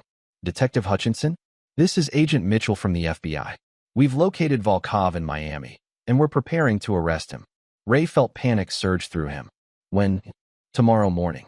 We have enough evidence from his diary and the Rodriguez confession to charge him with your daughter's murder, plus the corruption and abuse charges." "Agent Mitchell, I need to ask a favor." "What kind of favor?" "Give me 24 hours before you move in." "Detective, I can't do that. Volkov is a flight risk, and we can't take the chance of losing him again. He's not going anywhere. He's too invested in his new operation here. But I need closure before you arrest him." "What kind of closure?" Ray looked out his hotel window toward Volkov's clinic. "The kind that comes from looking a child killer in the eye and telling him exactly what he's lost." Mitchell was quiet for a moment. 12 hours, Detective. That's all I can give you." Ray hung up and immediately called Sarah Kim. "We need to accelerate the timeline. The FBI is moving tomorrow." "What do you need me to do?" "Tonight. Get him alone. Get him talking about his victims, about Emma, about what he's really done. I want a full confession before they arrest him." "Ray, that's extremely dangerous. If he suspects." "He won't suspect. His ego won't let him. He thinks he's untouchable, that he's outsmarted everyone. Use that against him." That evening, Sarah called Volkov and told him she'd been thinking about their conversation, that she was ready to commit fully to his intensive training methods. She suggested they meet at his apartment to discuss the details privately. Ray positioned himself in the building across from Volkov's high-rise, using telephoto equipment to monitor the apartment windows. Sarah wore a high-definition camera disguised as a medical alert pendant, giving Ray visual as well as audio access. At 9 p.m., Sarah entered Volkov's penthouse apartment. Ray could see them through the floor-to-ceiling windows, Volkov offering wine, showing off his expensive furnishings, playing the sophisticated host. "I'm glad you called tonight," Volkov said as they settled on his leather couch. "I had a feeling you were someone who truly understood the demands of excellence." "I want to understand everything," Sarah replied. "Your methods, your philosophy, your approach to breaking through patients' resistance." Breaking through resistance is indeed crucial. Most people don't realize that healing sometimes requires uncomfortable experiences. Ray watched Volkov move closer to Sarah on the couch. "What kind of uncomfortable experiences?"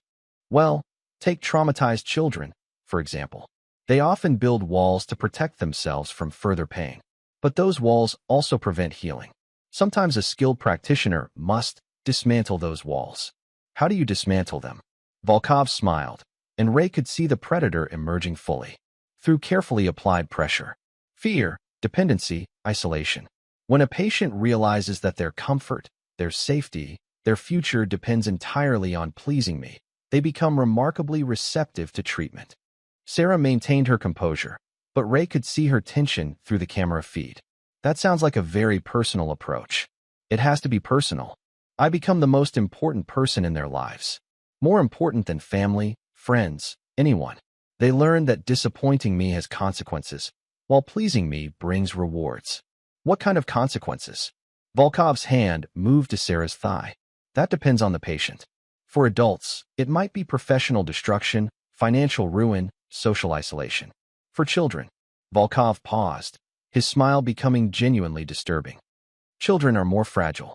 Sometimes a traumatic experience is necessary to establish proper control. Ray's blood went cold. Volkov was essentially admitting to deliberately traumatizing children as part of his treatment. Dr. Volker, are you saying you've intentionally caused trauma to establish control over patients? Not caused, Dr. Kim. Arranged. There's a significant difference. I don't understand. Volkov stood up and walked to his bar, pouring himself a drink. A few years ago, I was treating a particularly difficult case. A young girl whose mother was uncooperative. The mother was married to a police detective, very protective, very suspicious of my methods.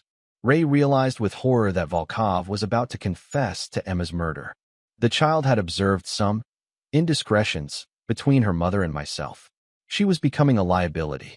So I arranged for a tragic accident that would accomplish several goals simultaneously. What kind of accident? Playground equipment failure. The child died. The mother was consumed with guilt, and the father was too devastated to interfere with my treatment of his wife. It was quite elegant, really. Sarah's voice was barely steady as she asked, "You killed a child to maintain control over her mother?" I eliminated an obstacle and created optimal conditions for therapy. The mother's subsequent guilt and dependency made her infinitely more manageable. Ray had heard enough. More than enough. Volkov had just confessed to murdering Emma, and he'd done it with the casual indifference of someone discussing the weather. Ray left his surveillance position and headed for Volkov's building. He'd promised Agent Mitchell he wouldn't interfere with the arrest, but he'd never promised he wouldn't confront Volkov first. The building's security was sophisticated, but Ray had been studying it for days. He knew the blind spots in their camera coverage, the service entrances that weren't monitored as carefully. More importantly, he knew that security guards were trained to stop intruders, not to stop angry fathers seeking justice for murdered daughters. Ray reached Volkov's floor and moved quietly toward the penthouse. Through his earpiece, he could hear the conversation continuing. "Dr. Kim, you seem troubled by my revelation. I hope you understand that everything I've told you demonstrates the level of commitment required for this work." I understand. I don't think you do. You see, by listening to my confession, you've become part of it. You're now complicit in what some might call murder, though I prefer to think of it as necessary intervention. Ray heard the threat in Volkov's voice and quickened his pace. "Dr. Volker, I think I should leave. I'm afraid that's not possible. You see, you remind me so much of another young doctor I once knew. Patricia Kim. Perhaps you've heard of her?" Ray reached Volkov's door and found it unlocked. Sarah had left it open for him. "Patricia is my sister," Sarah said quietly. "I thought she might be. The resemblance is quite striking. Poor Patricia never understood the opportunities one was offering her. I hope you'll be more receptive." Ray entered the apartment silently, moving through the foyer toward the living room where Volkov and Sarah were talking. "What kind of opportunities?" Sarah asked, clearly stalling for time. "The same kind I offered your sister.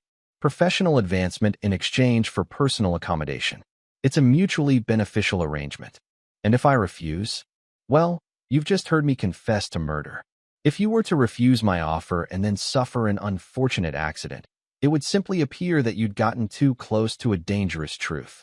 Ray stepped into the living room, his weapon drawn. "Dr. Timothy Volkov," Ray said quietly. Volkov spun around, his face going white with shock and recognition. "Detective Hutchinson. How unexpected." "Not really. You murdered my daughter. Did you think I'd just let that go?"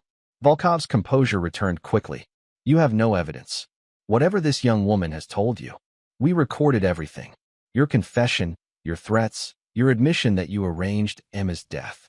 Recordings obtained illegally are inadmissible in court." Ray smiled coldly. "Who said anything about court?" For the first time, Volkov looked genuinely frightened. "Detective, you're a police officer. You're sworn to uphold the law. I was a police officer. I was also a father. And you took that away from me." Ray gestured for Sarah to move away from Volkov. She complied quickly, positioning herself near the apartment's entrance. "What do you want?" Volkov asked. "I want you to understand what you've lost. You had wealth, position, respect. You could have been remembered as a brilliant surgeon who saved children's lives. Instead, you'll be remembered as a predator who murdered a 6-year-old girl to maintain control over her mother. You can't prove. I don't need to prove anything. By tomorrow morning, every news outlet in the country will have your confession. Your face will be on every television screen. Your name will be synonymous with child murder. Ray could see Volkov's world crumbling as he realized the scope of his exposure. But more than that, Ray continued, I want you to know that Emma won. You thought you could destroy my family, manipulate my wife, escape justice. But my daughter's death brought down your entire network. Judge Winters is in federal prison. Councilman Brennan is facing RICO charges. Dr. Webb has lost everything. That wasn't supposed to happen, Volkov said, his mask finally slipping completely. No, it wasn't. You thought you were smarter than everyone else. But you made one critical mistake. What mistake? Ray's expression hardened. You underestimated how far a father will go to get justice for his murdered child. The apartment door burst open, and FBI agents poured in. Agent Mitchell was at the front, her weapon drawn. Dr. Timothy Volkov, you're under arrest for murder, conspiracy, corruption, and sexual assault. As the agents handcuffed Volkov, he looked back at Ray with pure hatred. This isn't over, detective. Ray watched as they led Volkov away. Yes, it is. Chapter 9, Emma's Peace. 6 months later, Ray sat on a bench in Riverside Park. The playground had been completely rebuilt. New equipment, better safety features, a small memorial plaque where Emma had died. The plaque read, in memory of Emma Hutchinson and all children taken too soon. May their light guide us toward justice. Volkov's trial had been a media sensation. The evidence was overwhelming. His confession, the maintenance worker's testimony, the FBI's documentation of the entire corruption network. He'd been sentenced to life without parole for Emma's murder, plus additional decades for his other crimes. Judge Winters had died in federal prison, apparent suicide, though some suspected his former network associates had silenced him permanently. Councilman Brennan was serving 25 years. Dr. Webb had lost his medical license and was facing multiple civil lawsuits. Ray's phone buzzed with a text message from Agent Mitchell. Volkov's appeal was denied by the Supreme Court. He'll die in prison. Ray typed back. Good. Linda approached from across the park. She'd been in therapy for months, working through the trauma of Volkov's manipulation. They were officially divorced now, but she'd asked to meet him here today. How are you doing? She asked, sitting beside him on the bench. Better. Some days. I got the job in Seattle. Pediatric nursing at Children's Hospital. Ray nodded. Linda was starting over, 3,000 miles away from the memories and corruption that had destroyed their lives in the Midwest. That's good. You'll help a lot of kids. I hope so. I want to do something meaningful with whatever time I have left. They sat in comfortable silence, watching children play on the new playground equipment. Their laughter filled the air, innocent, joyful sounds that Emma would never make again. Do you think she's at peace? Linda asked quietly. Ray looked at the memorial plaque, then at the swings where Emma used to play. Yeah, I think she is. Do you think we'll ever be? Ray considered the question. The rage that had driven him for months was gone, replaced by something quieter but no less permanent. He would never forget Emma's murder, never forgive the system that had enabled it, never stop missing his daughter. But he'd found something like justice. Volkov would never hurt another child. The corruption network was destroyed. The system that had protected predators for decades was exposed and reformed. I think peace isn't about forgetting, Ray said finally. It's about knowing you did everything you could to make things right. Linda nodded, tears in her eyes. I'm sorry, Ray. For everything. I know. Emma knows too. Linda stood to leave, then turned back. Will you visit her grave with me? Before I leave for Seattle? Ray looked at his ex-wife, the woman who'd betrayed him, who'd been manipulated into complicity, who'd lost as much as he had in different ways. Yeah, we can do that. After Linda left, Ray remained on the bench as the sun set over the playground. The park was empty now. The children called home for dinner. But Ray could swear he heard the sound of chains creaking in the evening breeze. Daddy. Ray turned toward Emma's favorite swing. For just a moment, he could see her there, not the terrified child who'd died in pain, but the happy girl who'd laughed and asked her father to push her higher. I got them, Princess, Ray whispered. All of them. The swing moved slightly in the breeze, and Ray felt something he hadn't experienced since Emma's death, peace. Not the peace of forgetting or forgiving, but the peace of justice served and promises kept. Ray stood up from the bench and walked toward his car. Tomorrow he would start over. New career, new city, new life. He'd never be a cop again, But he'd learned something more important than law enforcement. He'd learned that sometimes the system fails, and when it does, good people have to step outside the lines to protect the innocent. Emma was gone, but her death had saved dozens of other children from Volkov's predation. Her memory had brought down a network of corruption that had operated with impunity for years. In the end, a 6-year-old girl had defeated men who thought they were untouchable. As Ray drove away from Riverside Park, he could swear he heard Emma's laughter one last time. Not the sound of a ghost seeking vengeance, but the joy of a child who knew her father had kept his promise. Justice had been served. The guilty had paid. And somewhere beyond the darkness of grief and rage, Emma Hutchinson was finally at peace. Ray smiled and drove toward his new life, carrying his daughter's memory like a light in the darkness, not as a burden of guilt or grief, but as a reminder that love endures beyond death, and that fathers will cross any line to protect their children, even when those children are already gone. Epilogue.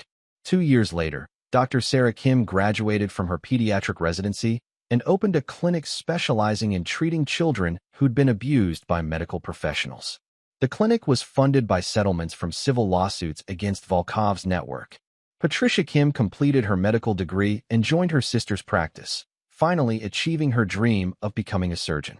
Ray Hutchinson became a private investigator specializing in exposing institutional corruption. His first case involved a prep school where faculty had been abusing students for decades. His methods were thorough, relentless, and completely legal. Mostly legal. Linda Hutchinson spent her remaining years helping sick children in Seattle, never remarrying, carrying the guilt of her choices, but finding redemption in service to others. And in Riverside Park, on quiet evenings when the wind was just right, people occasionally reported hearing the sound of a child's laughter coming from the memorial playground, not haunting or sorrowful, but joyful and free.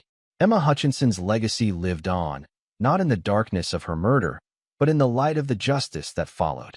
Sometimes the innocent die, but sometimes their deaths change everything. Now, let's dive into today's story. Chapter 1. Foundations of Trust. Mason Blackwood sat in the sterile military hospital tent, his hands steady as he stitched a wound on a young Afghan girl's arm. The desert heat pressed against the canvas walls, but inside his mind was clear, focused on each precise movement of the needle. "You're doing great, sweetie," he murmured in Pashto, the words flowing naturally after 3 tours. The girl's mother watched anxiously from beside the cot, her dark eyes following his every move. This was where Mason felt most at home, not in his parents' opulent mansion back in Colorado, but here in the dust and reality of a forward operating base. The radio crackled to life. "Doc, we've got incoming wounded. 3 internationals caught in an ambush." "Almost done here," Mason replied, tying off the final stitch. He gave the girl a reassuring smile and handed her mother aftercare instructions in Pashto. "Keep it clean, bring her back in 3 days." The sound of helicopter rotors grew louder as Mason prepared his trauma bay. His team moved with practiced efficiency, setting up 4 lines and prepping emergency supplies. The first stretcher burst through the tent flap, carried by 2 Marines. Female, early 30s, shrapnel wounds to right shoulder and torso, one called out. She shielded a kid when the RPG hit their vehicle. Mason's eyes met those of the wounded woman. Despite the pain etched across her face, there was a fierce intelligence in her gaze. Blood matted her blonde hair, but she managed a grimace that might have been attempting humor. "I'm Jennifer," she gasped as Mason cut away her shirt to assess the wounds. "Jennifer Reeves. Usually I'm the one asking the questions." "War correspondent?" Mason probed the wounds carefully, cataloging damage. "These need to come out before infection sets in. I'm going to give you something for the pain." "No morphine." Jennifer gritted her teeth. "Need to file my story. Editor's waiting." Mason paused, syringe in hand. "Your dedication is admirable, but these fragments are deep. It's going to hurt." "Good." Jennifer's laugh turned into a cough. "Makes for better writing. Real experience, you know." Against his better judgment, Mason found himself respecting her determination. He'd treated countless soldiers and civilians, but something about her unflinching gaze caught his attention. "Tell you what," he said, prepping his instruments. "You let me give you local anesthetic, and I'll tell you about the worst case I ever treated." Exclusive interview. Jennifer's eyes lit up despite the pain. "Deal." But make it good, document. My readers expect quality content. As Mason worked to remove the shrapnel, he told her about a multiple amputation case from his first tour. Jennifer asked sharp, insightful questions between grimaces, showing genuine interest in the medical and human aspects of his work. You're different, she observed as he placed the final bandage. Most doctors here treat me like an inconvenience. The annoying reporter getting in their way. Most reporters don't take RPG fragments protecting local kids, Mason countered. You're different too. Their conversation was interrupted by more incoming casualties. Mason worked through the night, but he found himself returning to check on Jennifer between cases. She was typing one-handed on a battered laptop, her bandaged shoulder propped on pillows. Don't you ever rest? He asked during one visit, bringing her water. Same could ask you. Jennifer replied without looking up. How many hours you been on duty? Lost count somewhere yesterday. Mason sank into the chair beside her cot. But someone's got to keep you journalists alive to tell the stories. Jennifer saved her document and turned to face him. Why'd you choose this? Combat medicine? Could be making bank in some cushy private practice. The question made Mason think of his father's disappointment when he'd enlisted instead of joining the family's social circle of doctors and lawyers. Out here, everything's real, he finally said. No pretense, no social games. Just people needing help and others trying to give it. Sounds like there's a story there. Jennifer's reporter instincts sparked. Cushy background yourself? Mason was surprised to find himself telling her about growing up in the Blackwood family, about his father's obsession with appearances and his mother's carefully curated social life. Jennifer listened without judgment, occasionally asking questions that cut straight to the heart of his experiences. You're good at that, he observed. Getting people to open up. It's about trust, Jennifer replied. Same as medicine, really. People have to believe you're genuinely interested in their story, not just mining them for details. Their conversations continued over the next week as Jennifer recovered. She told him about her Montana childhood, about fighting her way into journalism against her rancher father's wishes. Mason found himself sharing things he'd never told anyone. The weight of losing patience, the struggle to maintain compassion in the face of endless trauma. One night, unable to sleep, they sat outside the medical tent watching tracer fire light up the distant mountains. Jennifer had brought them coffee from the mess tent, the bitter liquid a poor substitute for real coffee, but welcome nonetheless. This is unreal, Jennifer mused, gesturing at the scene with her good arm. Most people back home, they see war through a TV screen. They don't understand the reality of it. Mason finished. The way it gets into your bones. Exactly. Jennifer turned to look at him. That's why I do this. Try to show the human side of it all. Not just statistics and strategic objectives, but the actual people living and dying here. Mason understood completely. It was the same reason he'd chosen combat medicine over his father's suggested career path. Here, stripped of social pretense, people revealed their true nature. Jennifer had shown hers by shielding that child, by refusing to let pain stop her from telling important stories. Their relationship evolved naturally after that night. Jennifer brought him coffee during his night shifts, and they'd talk about everything and nothing.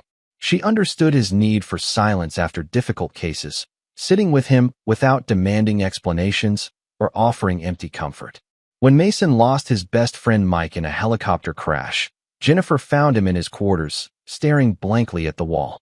She didn't say anything, just sat beside him and held his hand. That night, when the nightmares came, she was there, her presence anchoring him to reality. I couldn't save him, Mason whispered in the darkness. I should have been there. You can't save everyone, Jennifer replied softly. But you keep trying anyway. That's what matters.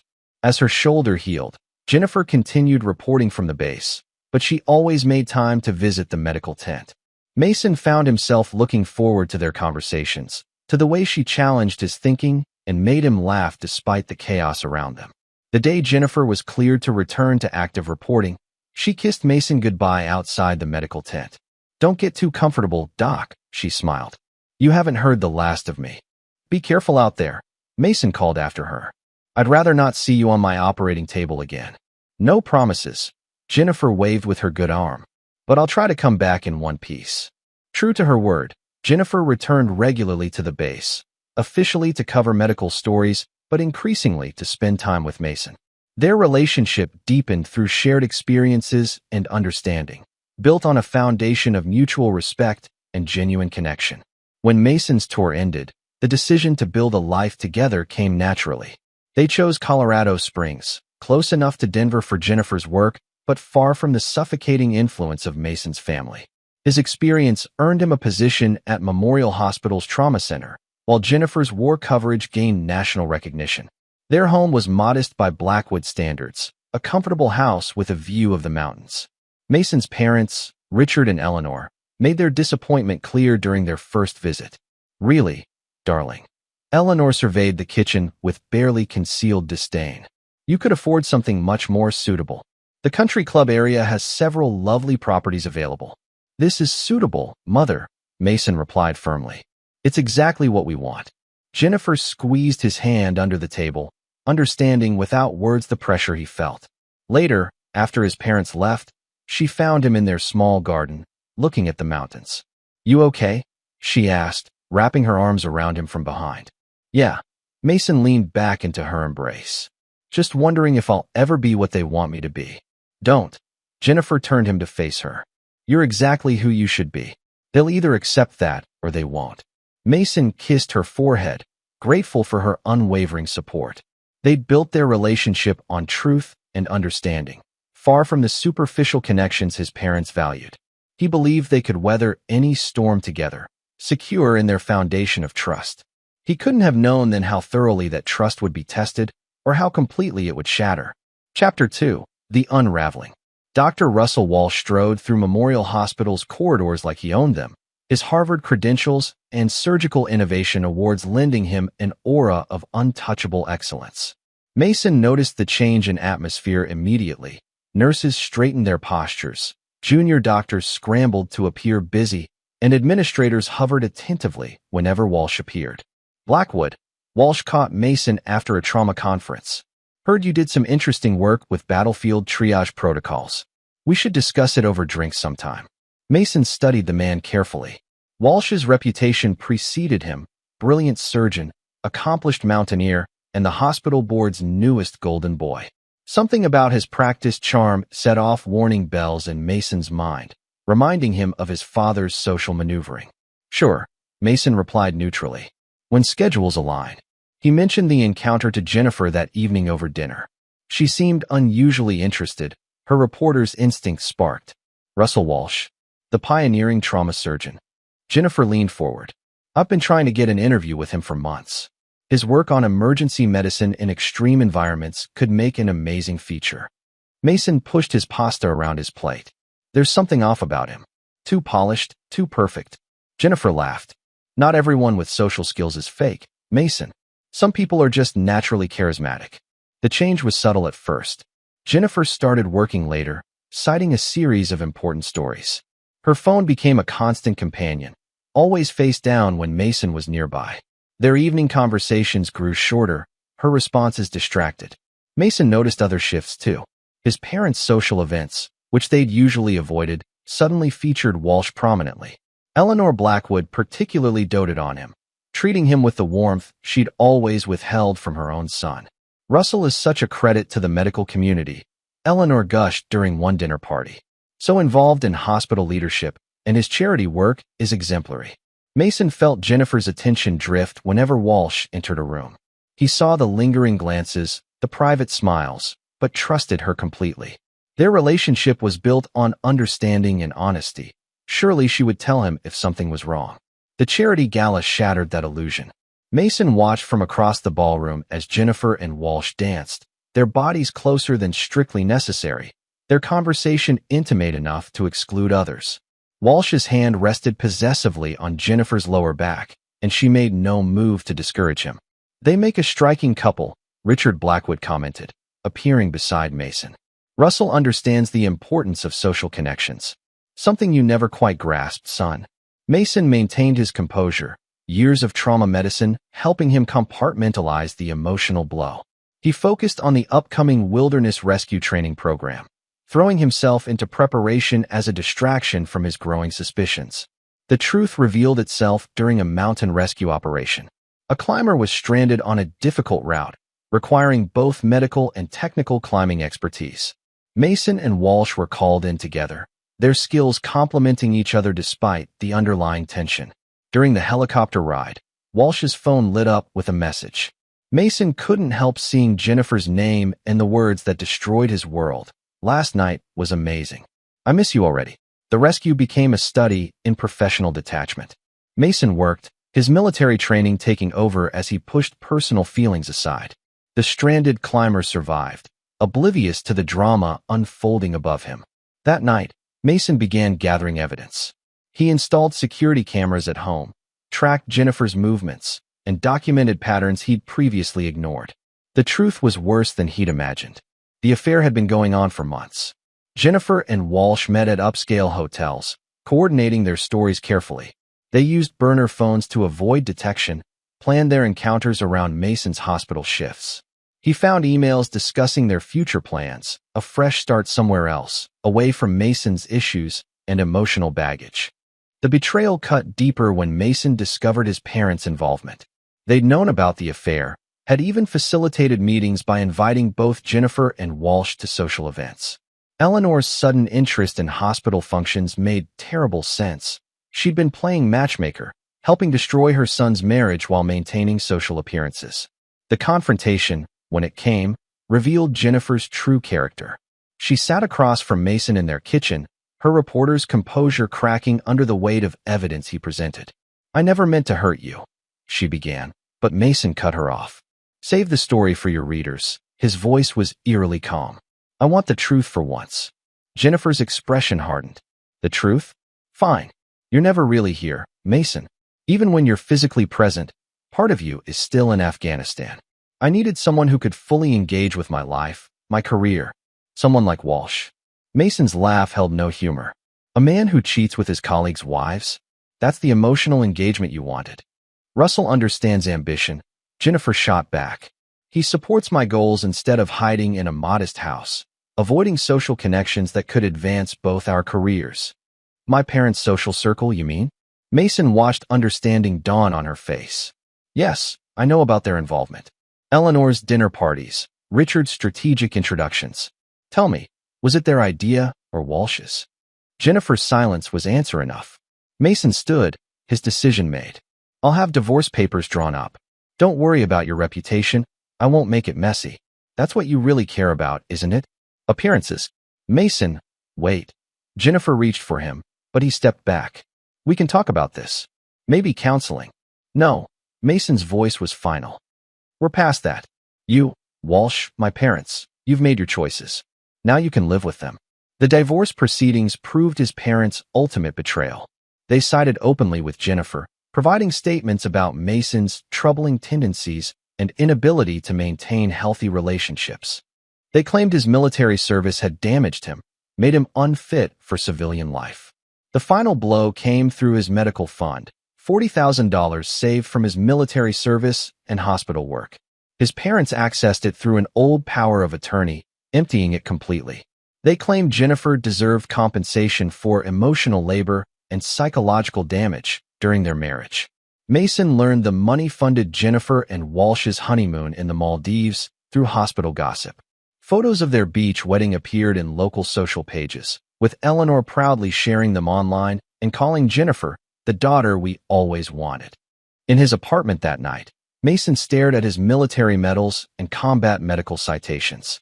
His service had taught him that victory required strategy, patience, and perfect execution. Now, facing betrayal on all fronts, those lessons would serve a different purpose. He began gathering intelligence, identifying weaknesses and potential allies. The hospital custodian, Miguel Santos, approached him quietly with security footage showing Walsh stealing prescription medications. Kelly Martinez, Jennifer's former college roommate, revealed a history of similar betrayals. Jennifer had pursued married men before, using their connections to advance her career. The most surprising ally emerged through social media. Claire Walsh, Russell's teenage daughter from his first marriage, reached out with disturbing stories about her father's manipulative behavior and abandonment. These connections would prove crucial in the coming months. Mason's final communication with his parents was brief. "You chose your side.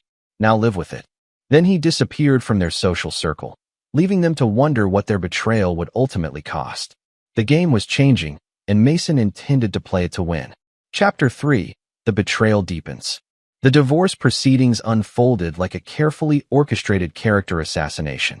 Jennifer's lawyer, a shark in an expensive suit, painted Mason as a ticking time bomb. Each court session twisted his military service into a liability, his dedication to medicine portrayed as obsession. My client endured years of emotional isolation, the lawyer argued, while Jennifer dabbed convincingly at dry eyes. Mr. Blackwood's PTSD created an environment of hypervigilance and emotional unavailability. My client sought only to maintain her mental health and professional stability. Mason sat silently beside his attorney, watching the performance. Jennifer had chosen her lawyer well. Marcus Sterling specialized in high-profile divorces, known for spinning compelling narratives that played well in the media. Furthermore, Sterling continued, gesturing dramatically, Mr. Blackwood's persistent avoidance of social functions hindered Mrs. Reeves' career advancement. As a journalist, networking is crucial to her profession. Mason's attorney objected, but the damage was calculated. Each statement built a portrait of Mason as damaged goods, unsuitable for civilian life. Jennifer's team had even subpoenaed his military medical records, cherry-picking incidents to support their narrative. Walsh's testimony proved particularly devastating. He spoke with practiced concern, describing Mason's concerning behavior at work. As chief of trauma surgery, I observed numerous instances of hyperarousal and anxiety in Dr. Blackwood, Walsh testified smoothly. While his technical skills are commendable, his reactions to high-stress situations often seemed disproportionate. Mason recognized the strategy. Walsh had deliberately provoked those reactions, creating situations that would trigger stress responses. A missing patient file here, a last-minute surgery schedule change there. Small actions designed to unsettle and document Mason's reactions. During a court recess, Mason overheard his mother speaking with Jennifer in the hallway. "Darling, you're handling this with such grace." Eleanor touched Jennifer's arm sympathetically. "We always worried about Mason's intensity. Richard and I should have intervened sooner." "You've been so supportive," Jennifer replied, her voice carrying just far enough to reach Mason. "I don't know how I would have managed without you and Richard." The betrayal crystallized further when Mason's attorney discovered the financial manipulation. His parents had accessed his medical fund through an old power of attorney, a document Mason had signed before his first deployment, trusting them to handle emergencies in his absence. They withdrew the entire amount, his attorney explained, spreading bank statements across his desk. "Given the timing and their statements supporting your wife, we could challenge this." Mason studied the documents. The $40,000 had been transferred 2 days before Jennifer filed for divorce. His parents had claimed it as compensatory support for Jennifer's years of emotional labor and psychological strain. No, Mason decided. Let them have it. Document everything, but don't challenge it yet. His attorney looked concerned. "Mason, this is a clear abuse of power of attorney. We could." I said no. Mason's voice was quiet but firm. Some debts required different kinds of repayment. The final hearing brought one last twist. Jennifer's team presented statements from Mason's parents about his childhood. Richard and Eleanor Blackwood, pillars of Denver society, described their son's troubling tendencies toward isolation and difficulty maintaining healthy relationships. Even as a child, Eleanor testified, dabbing at her eyes with a monogrammed handkerchief, Mason struggled with emotional connections. "We spent thousands on therapists, trying to help him engage normally with his peers." Richard's testimony struck deeper. "When he chose military service over a proper medical career, we feared something like this might happen. The trauma of war only exacerbated his existing issues." Mason sat through it all, his face impassive. The military had taught him that some battles required strategic retreat before counterattack. He watched his parents hug Jennifer after the hearing, saw them pose for photos that would undoubtedly appear in society columns. That evening, a large envelope arrived at Mason's apartment. Inside were glossy photos of Jennifer and Walsh's Maldives wedding. Eleanor had sent them with a note. "We're so happy Jennifer has found true happiness. Perhaps now you'll understand why we had to intervene." The photos showed Jennifer radiant and white, Walsh beaming beside her. Mason's parents featured prominently in several shots, playing their roles as proud, almost in-laws. Eleanor's social media accounts proudly proclaimed Jennifer the daughter we always wanted. Mason's response was simple. He shredded the photos, deleted his parents' contact information, and began making calls. The first was to Miguel Santos, Memorial Hospital's head custodian. Mr. Santos? I need to discuss some security footage you might have access to regarding Dr. Walsh's after-hours activities.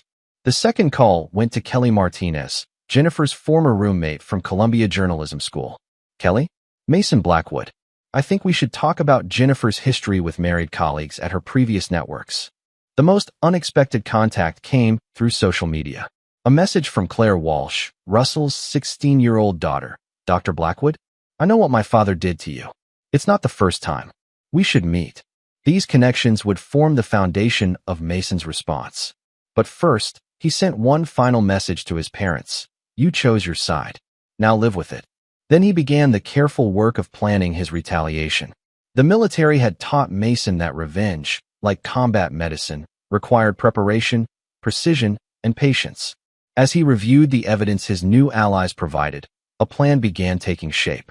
The betrayal had cost him his marriage, his family, and his savings. The repayment would be equally comprehensive, but that would come later. For now, Mason focused on disappearing from their radar. He accepted a position at Denver General Hospital, seemingly retreating from the battlefield. Let them think they'd won. Let them grow comfortable in their victory. After all, the best operations began with the target never suspecting they were in someone's crosshairs. Chapter 4. Pieces in Motion. The stark white walls of Denver General Hospital provided the perfect backdrop for Mason's strategic withdrawal. His new position in the trauma department appeared to be a retreat, exactly the impression he wanted to create. But beneath the surface, each move was calculated. Dr. Blackwood? A nurse approached his station. There's someone asking for you in the consultation room. Says she's Dr. Matthews from Boulder Pharmaceutical Research. Mason checked his watch, right on schedule. He'd tracked Haley Matthews through Claire Walsh's social media posts. Russell's ex-wife had left a digital trail of carefully worded comments about her former husband's professional conduct. Haley Matthews stood as Mason entered, her posture speaking of someone used to laboratory precision. Her dark hair was pulled back severely, and her eyes carried the sharp intelligence of someone who'd learned to see through deception. Dr. Blackwood. She extended her hand. Thank you for agreeing to meet. Dr. Matthews. Mason gestured to a chair. Your message about Russell's beta blocker usage was intriguing. Haley's lips curved slightly. Interesting choice of words. Most people would say concerning. I'm not most people. Mason studied her carefully. And I suspect you didn't drive from Boulder just to discuss medication side effects. No. Haley pulled out a tablet, her fingers moving swiftly across the screen. I came to share this. The document she pulled up detailed a failed drug trial from 5 years ago.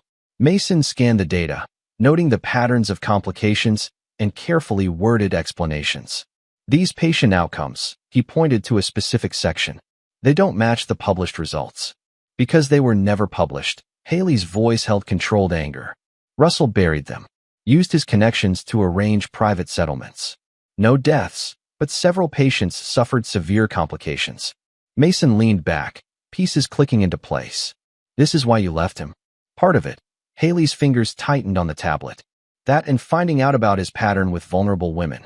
Nurses, patients' relatives, anyone he could influence.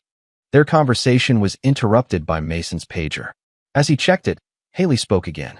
There's someone else you should meet. Marcus Rivera, one of Russell's former patients. He has relevant experience. Mason raised an eyebrow. How relevant? Partial paralysis from a surgical error, Haley replied. Russell's connections buried the malpractice suit, but Marcus kept records. He also knows Lisa Chun, a nurse who reported Russell's medication discrepancies. And they're willing to talk? They've been waiting for someone to listen. Haley stood, smoothing her lab coat. Marcus works with adaptive sports programs now. He's at the recreation center most afternoons. As she turned to leave, Mason called after her. Why help me? You could have stayed out of it. Haley paused at the door. Because some people need to learn that actions have consequences. Russell never did. Mason's network expanded strategically over the next weeks. Miguel Santos, the The hospital custodian who'd first shown him evidence of Russell's medication theft proved invaluable. My brother-in-law Diego, Miguel mentioned during a late shift. He works security at Aspen Heights, that fancy condo where Dr. Walsh lives now. With your ex-wife. Mason kept his expression neutral. Really? See, Miguel nodded. He sees interesting things. People coming and going. Conversations in the parking garage. Kelly Martinez contacted Mason through a secure email. Now a producer at a rival network, she had accumulated years of dirt on Jennifer's journalistic practices. She always was ambitious, Kelly told him over coffee. But the married men thing? That started in grad school. Department heads, senior reporters, anyone who could advance her career. And you kept quiet all this time? Kelly stirred her coffee slowly. Professional courtesy. Plus, she knew things about me too. But after what she did to you, that crossed a line. Mason's most surprising ally emerged through an unexpected channel. Claire Walsh's social media messages became regular, sharing insights into her father's manipulative patterns. He did the same thing to my mom, Claire wrote. Charmed her, isolated her, then discarded her when someone more useful came along. Sound familiar? Through these connections, Mason built a comprehensive understanding of his target's vulnerabilities. Russell's dependence on beta blockers to control his hand tremors. Jennifer's fabricated sources in major stories. His parents' art gallery's questionable authenticity certificates.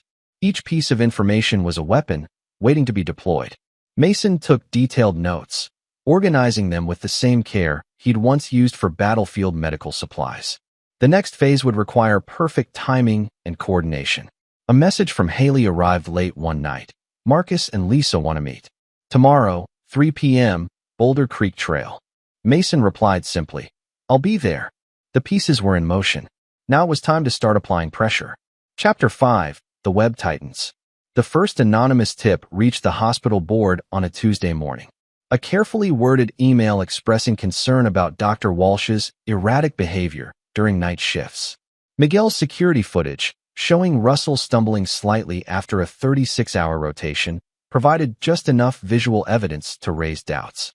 The board has to take these allegations seriously, Dr. Patricia Chun, head of the ethics committee, informed Russell during a preliminary hearing.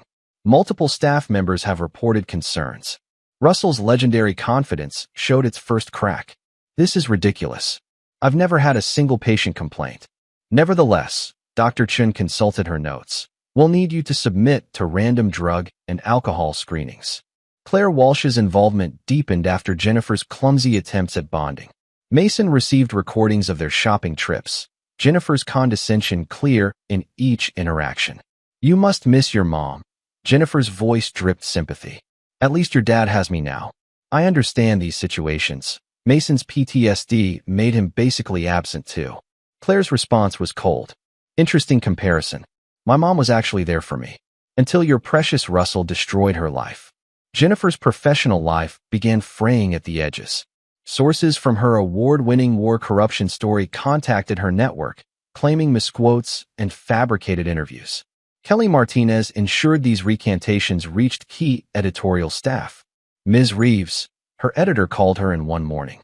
We've received some concerning correspondence about your Taliban financing expose. Jennifer maintained her composure, but Mason recognized the signs of stress in her television appearances. The slight tightness around her eyes, the barely perceptible tremor in her hands.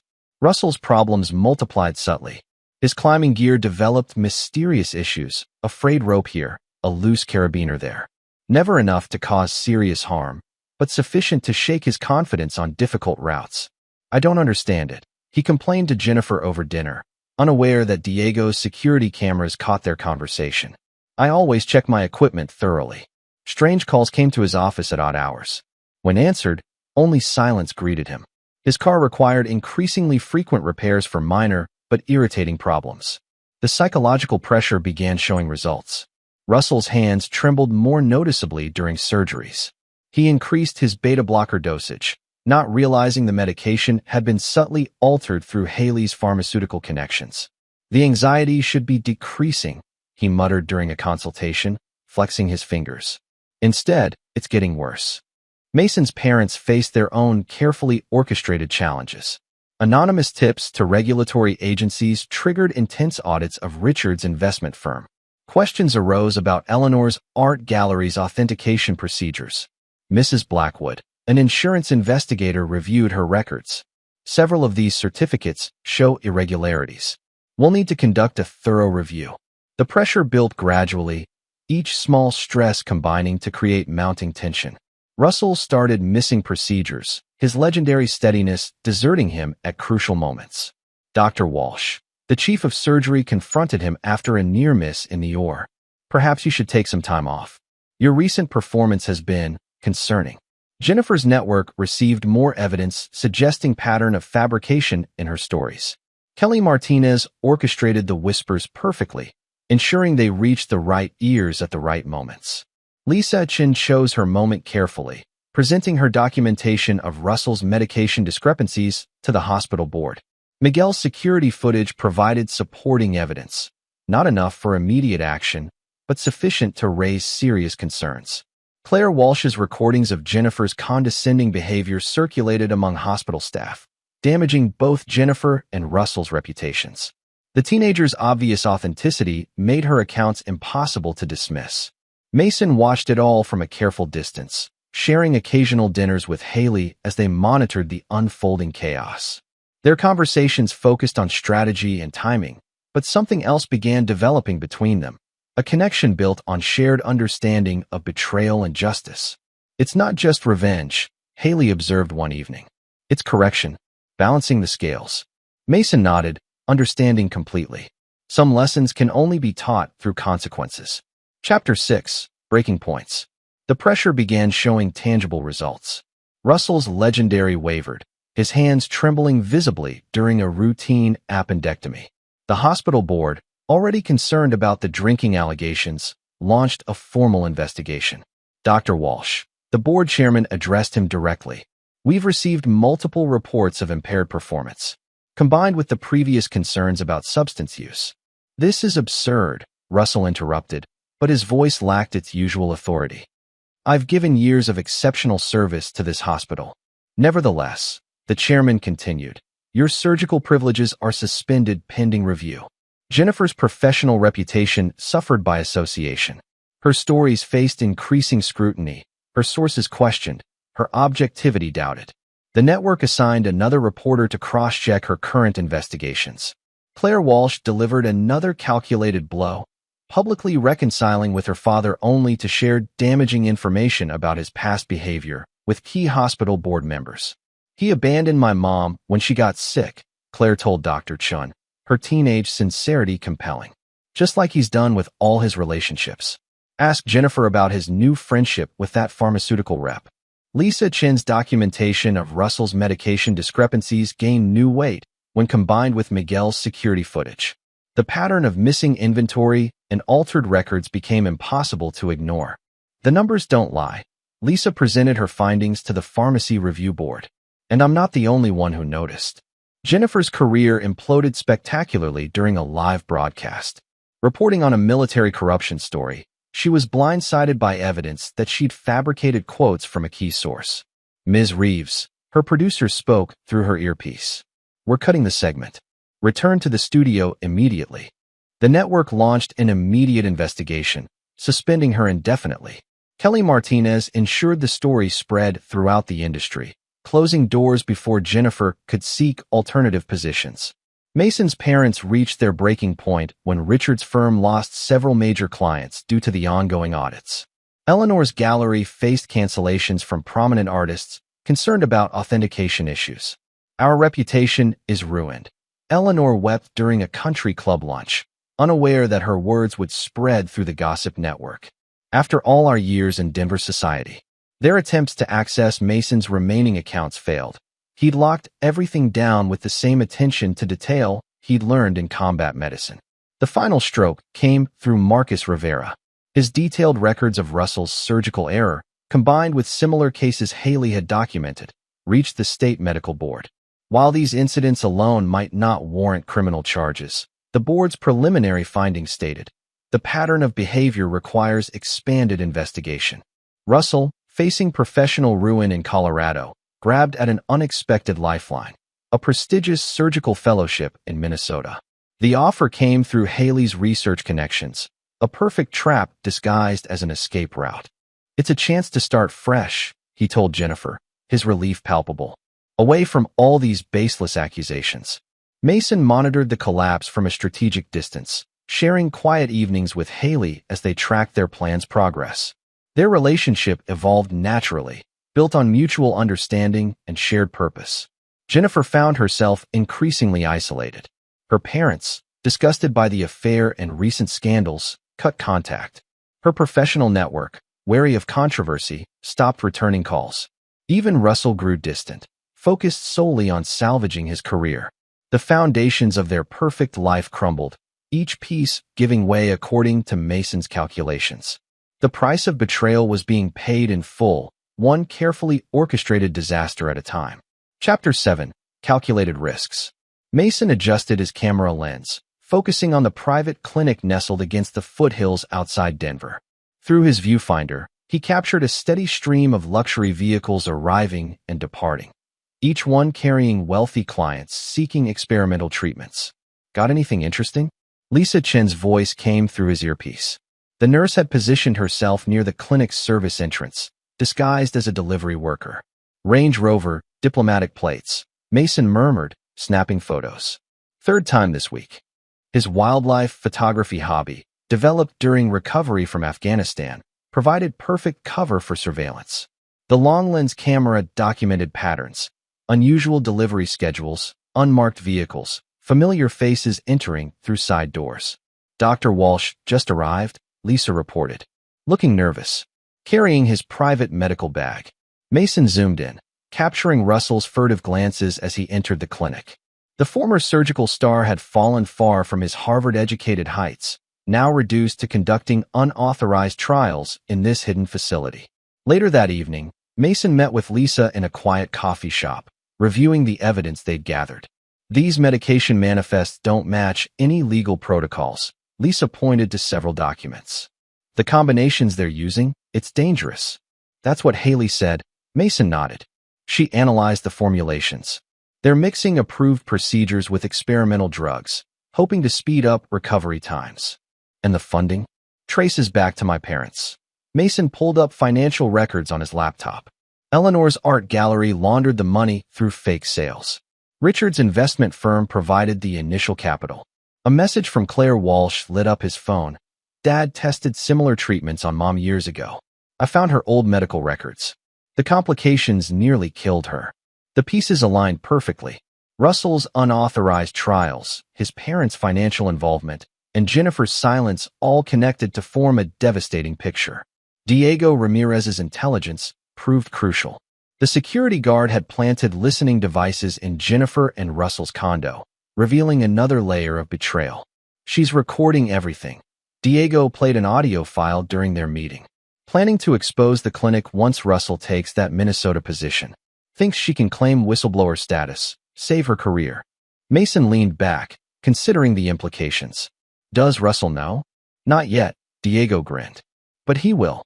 Anonymous tip, maybe? From someone concerned about patient safety. Kelly Martinez's role completed the trap. The network producer orchestrated a brilliant manipulation, leaking hints about Jennifer's planned expose to Russell, while simultaneously feeding information about the clinic to state medical authorities. "The board won't be able to ignore this," Kelly assured Mason during a secure video call. "Too many prominent names involved. Too much liability." Mason gathered his allies for a final strategy session. In Haley's Boulder laboratory, they reviewed their evidence and coordinated timing.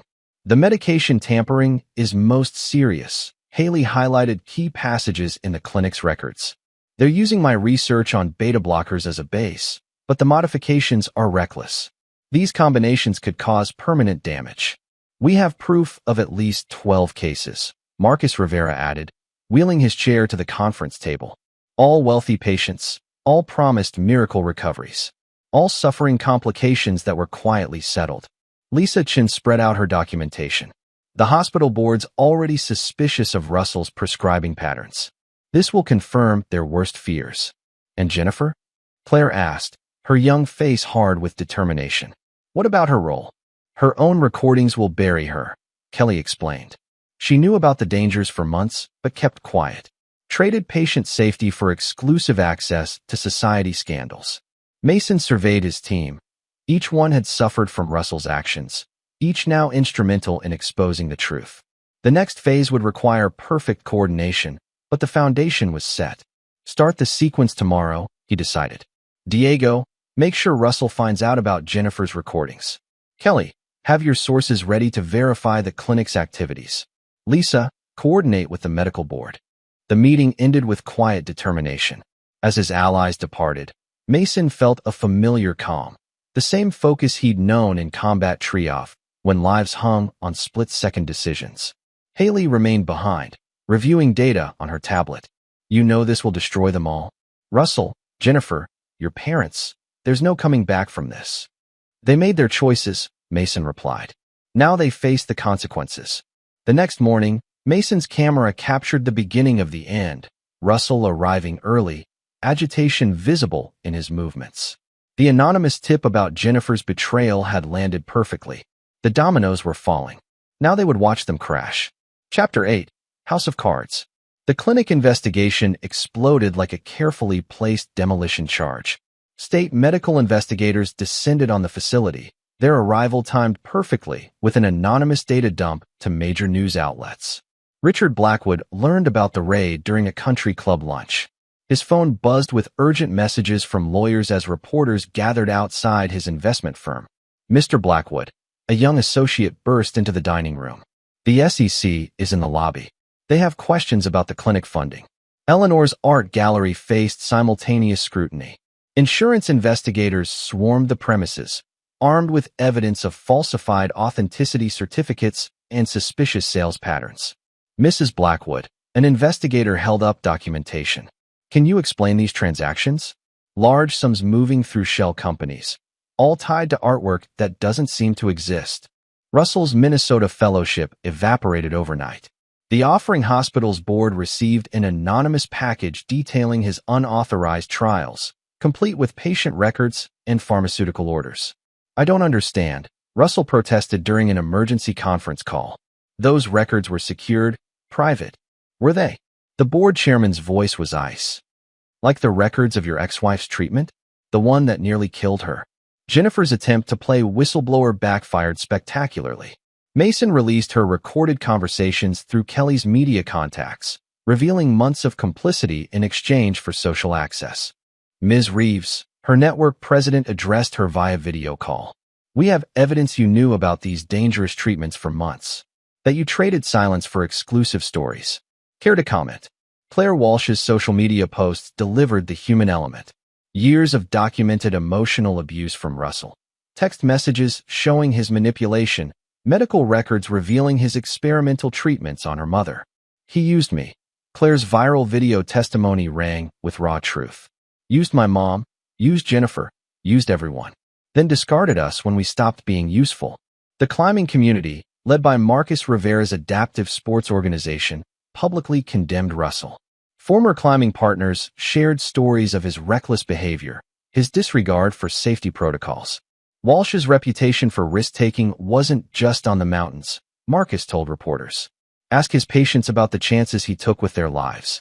Lisa Chun and Miguel Santos provided devastating testimony about medication theft and falsified records.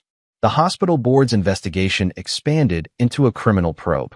Dr. Walsh regularly accessed the dispensary after hours. Lisa presented security logs. Medications disappeared, records were altered. It fits the pattern we found at the clinic.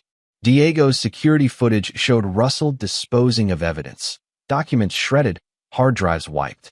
But Haley's research contacts had already preserved the crucial data. The drug combinations were deliberately misleading. Haley explained to medical board investigators. They presented them as standard treatments with minor modifications. In reality, they were conducting unauthorized trials on wealthy, desperate patients. Mason's parents watched their empire crumble. The art gallery's insurance company denied coverage for the forged paintings. Richard's firm hemorrhaged clients as regulatory investigations deepened. The Blackwoods are finished in Denver, whispered through social circles. Their reputation is destroyed. Russell, facing multiple investigations, received an unexpected call from one of Diego's contacts, a supposed sympathizer offering an escape route to Mexico. A private clinic in Baja, the contact promised. Away from all this legal pressure. A fresh start. The trap was baited perfectly.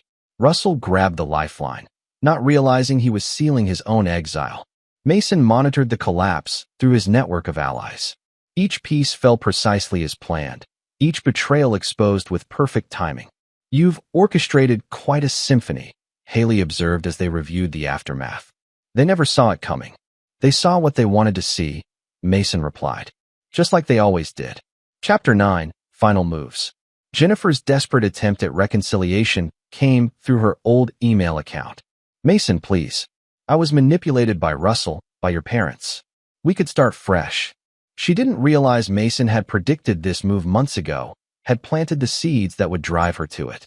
Kelly Martinez's accidental broadcast of Jennifer's private comments about military veterans hit during prime time. "These damaged soldiers." Jennifer's recorded voice dripped contempt. "Mason and his PTSD, they're not fit for civilian life." Claire Walsh released screenshots of Jennifer mocking Mason's trauma responses in private messages to Russell. "Another nightmare about the helicopter crash," Jennifer had written. "So dramatic. At least Russell understands ambition." Veterans organizations responded with unified condemnation. Mason's former military colleagues shared stories of his service, his dedication to saving lives. "Dr. Blackwood treated my wounds under enemy fire," a Marine Corps captain told reporters. "He never left anyone behind." Unlike some people, Russell's flight to Mexico proceeded according to plan. Diego's cartel-connected cousins ensured his safe house became a gilded cage. "Consider it retirement, doctor," they told him. "A permanent vacation. Unless you'd prefer we share certain medical records with the authorities." Mason's parents attempted reconciliation through Eleanor's church group. "Mason, darling," Eleanor's message pleaded. "We're still family." Mason's response came through their lawyers. Their remaining assets, transferred through irrevocable trusts they'd unknowingly signed, went to veterans' charities. "You've reserved a small apartment in Nevada," their financial advisor explained. "The rest, well, consider it penance." The final phase completed Mason's transformation from victim to victor. His wilderness medicine program, developed with Marcus Rivera, gained national recognition. "We're changing lives," Marcus told him during a training session. "Real healing, not Russell's false promises." Haley's research into PTSD treatment, inspired by their growing relationship, opened new paths for veteran care. "Your experience helped shape this," she showed him the preliminary results. "We're addressing trauma honestly, not hiding it like they wanted you to." Claire Walsh chose medicine, interning at Mason's clinic. "I want to heal people," she explained. "Really heal them, not exploit them like my father did." Lisa Chun headed the nursing department, implementing strict protocols for medication tracking. Miguel Santos managed facility operations with Diego Ramirez handling security, a team built on loyalty and shared purpose.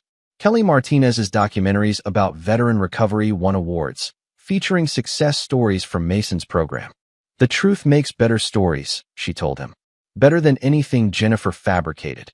News of Jennifer's fate reached them through Denver gossip circles. A small Minnesota newspaper job, following Russell only to find him pursuing another doctor's wife. "Some patterns don't change," Claire commented when she heard.